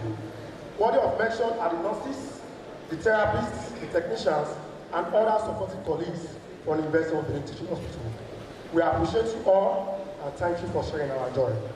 Lastly, but definitely not the least, deep appreciation to our parents, guardians, sponsors who have been there for us through thick and thin for their moral, financial, and emotional support.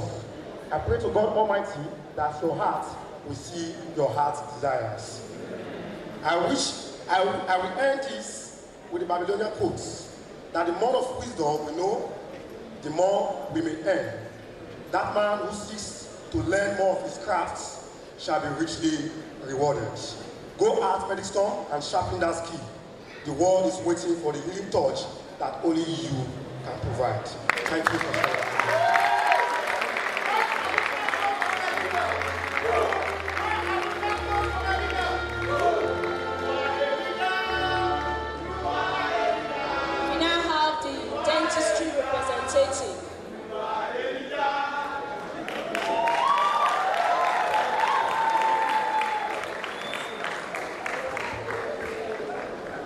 Valedictory speech delivered by Dr. Joseph Kosi-Sochukwu Ugochi,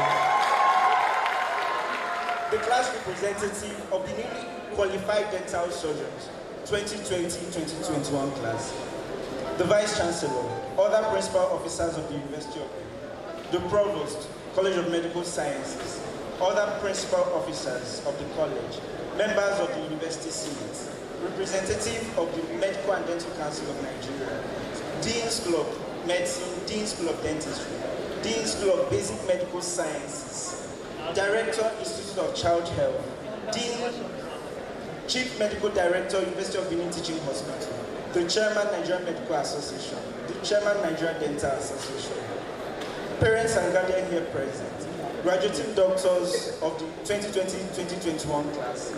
It's with great honor and humility that I give this speech as the representative for this graduating class of dental surgeons. It's really lovely seeing your beautiful faces beaming with smile from this stage. You truly look amazing. As I reflect upon this incredible journey we've embarked on together, I'm overwhelmed with a sense of gratitude to God. It's been an amazing journey for the past 8 years, from our 100-level days of angel and mortal game to envy days of the endless search for arteries and nerve in cadaveric specimen. We are just cutting the cadaver with teary eyes and itchy nose. The acrid smell of formalin was the major source of our nightmares then. Oral biology class came with that big bag of teeth, I remember. Optic and prosthetic background class was one of the most challenging tasks I've done in my life. You are starting your day with heat from the Bunsen burner, only to be told to add wax after removing wax, and add another wax, and remove again, and the cycle continues. The pathology practical sessions in the pathology lab was something no one looked towards. It was draining. Final year came with the 6:30 a.m. to 6:30 p.m. drills. It came with endless search for patients. Patients that will miss your dental appointment to tell you that their mother swallowed to show them. Final year numerous continuous assessments came like a thief in the night. It came with the fear of not meeting the final year requirements, and you know what that means. You wouldn't be sitting here. During my final lab in dental school, one of us became a big source of motivation to me. This is a girl that was always absent from school because of ill health. One time she's admitted in the ward, the next she's missing clinical rotations because she wants to meet up the medical checkup. The stress of dental school is too much for someone that is hale and hearty, not to talk of one that is battling with ill health. I've had thoughts of giving up, but each time I see her struggles, I remember her stories. I knew that I had no reason to feel. Congratulations, Dr. Osasenaga Omozusi. You inspire me a lot. Big congratulations to my assistant class rep, Igede Emanuela. You made this job easier for me. To the BDS class of 2021, you've seen it all and you're seated here today. With these experiences, Rick Hassan's quote would easily come to mind, and it goes thus: there is nothing you can't do if you set your mind to it. And I'm telling you today, colleagues, do not limit yourselves, because if dental school couldn't break you, nothing can break you. I challenge us to go into different sectors, including politics, tech, and health, challenging status quo and breaking new grounds. This celebration is double-barreled of joy because it is the finish line and the starting point. It's now time to embark on the journey we've fantasized for so long. As we start this journey, we should keep in mind that there will be fear of not measuring up and not meeting targets. It's very normal to feel that way. In 2018, I applied for President Obama's Young African Leaders Initiative, YALI, and I was up against the 9,000 applicants for his lot of just 120 persons. 120 African leaders are selected from different West African countries to learn civic leadership, policy making, and entrepreneurship under a roof in Accra, Ghana. I passed the first stage, but I was very nervous during the interview stage. The fear affected my preparation. And the same fear vanished when I pondered on the meaning of my name, Kausi Sochu. And it's an Igbo name which means as it pleases God. Then I realized that I had done my best and the rest was left for God. I was selected for the training and I had an amazing time in Accra, Ghana. But the lesson I'm telling us today is that at times, your best is enough. You should leave the rest for God. Worry less. In life, failures will come. At times, we'll be frustrated and targets will not be met. But I would like us to remember one thing, just one thing. You are enough. Do your best and leave the rest for God. At this juncture, on behalf of my classmates, parents, and guardians, I would like to thank our major source of support, my dean, your dean, and our school father, Professor Felix Sawe Memorial, whose tireless efforts lead to the possible. The heads of departments, senior lecturers, and other too numerous to mention, but who have impacted our lives meaningfully and positively. Special mention must be made of our lecturers from general sciences, basic medical sciences, pathology, clinical pharmacology and therapeutics, medicine and surgery. Today would be impossible without the knowledge you shared with us. Our appreciation goes to the resident doctors of University of Benin Teaching Hospitals for being willing to guide and encourage us in the midst of struggles to make us who we are today. Worthy to mention are the nurses, therapists, technicians, and other supportive colleagues. We appreciate your efforts and we thank you. The last but not the least, deep appreciation to our parents. Please can we give a round of applause to our parents? They have been there for us through thick and thin. And to Pharmacist Nnamdi Dweche and Mrs. Julie Dweche, and the rest of the parents gathered here, may you reap the fruits of your labor. Thank you for sharing our joy. And to the newly inducted doctors, I will leave you with a quote from Ralph Emerson. Do not go where the path leads. Go instead where there is no path and no trail. Joseph Bosisochukwu Ureche, on behalf of the graduating class.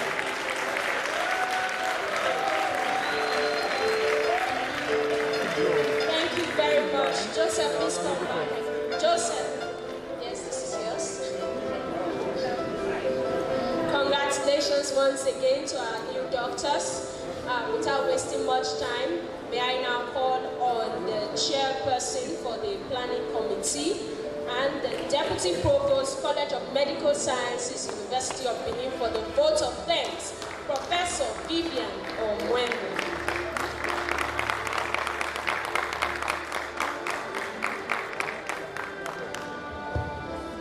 Chairman of this occasion, our Vice Chancellor, permit me to stand on the protocol. On behalf of the College Vote-Taking Committee, I wish to express our heartfelt gratitude for your presence here today at this occasion. We most sincerely thank the chairman of this occasion, who is our elegant Vice Chancellor, for always supporting everything to do with the College of Medical Sciences. Thank you, ma'am. We also thank the other principal officers of the University of Benin for their support. We thank the DVC, Ekema, who is still here with us. Thank you, sir, and congratulations. May God bless you. We also thank the CMD, UBTH, who was also here. Thank him for his presence. We also thank the Provost, College of Medical Sciences, the Deans and Director of the college. Thank you for coming. Our heartfelt gratitude to the NDCN representative and the registrar for their continued support. We also want to thank our guest speaker for today, Professor Clement Osime, for that excellent delivery. Thank you, sir. Our thanks go to all the esteemed and distinguished guests here present. We want to thank the leadership of the Nigerian Medical Association, the Nigerian Dental Association, and the Medical Women Association of Nigeria. Thank you for coming. We thank those who also gave out awards.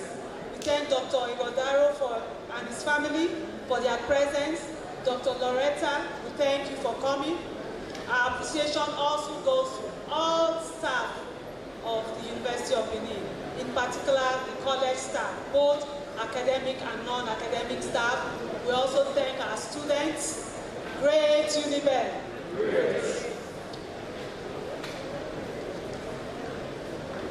And now I want to congratulate and special thanks to our dear parents, spouses, children, friends, and well-wishers of the newly qualified doctors and doctors, both the dentists and the medical doctors, for your patience and support throughout these years for our newly qualified doctors. We also want to congratulate the newly qualified doctors, and I want to say, may your careers be filled with success and boundless achievements in Jesus' name. Even as I urge you to be good ambassadors of this great alma mater, the entire College of Medical Sciences is very proud of you, and I also want to use this opportunity to specially thank members of the oath-taking committee. Please stand up for recognition. These are the best set of people to work with. Thank you, Dr. C. Thank you, Dr. Iyere, Dr. Ike. Thank you, and Mrs. Ede. Thank you. And I just want to single out somebody who we had to co-opt into this committee. He is Dr. Eris. Please come out. This young man has been a wonderful pillar of support to this committee. Thank you. Once again, I thank you all for being a part of this momentous event. Great Univen. Great. Thank you so much.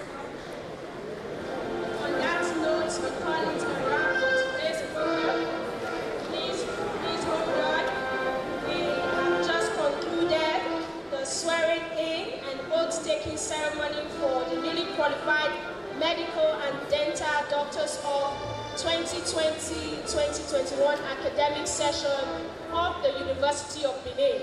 Please, we will all rise and take the second stanza of the national anthem, and then we'll take the Univen anthem first, then the second stanza of the national anthem by way of closing prayers. And after which, we'll say bye-bye. It's been a pleasure anchoring the program today. My name remains Elisume Eliamiato, and this is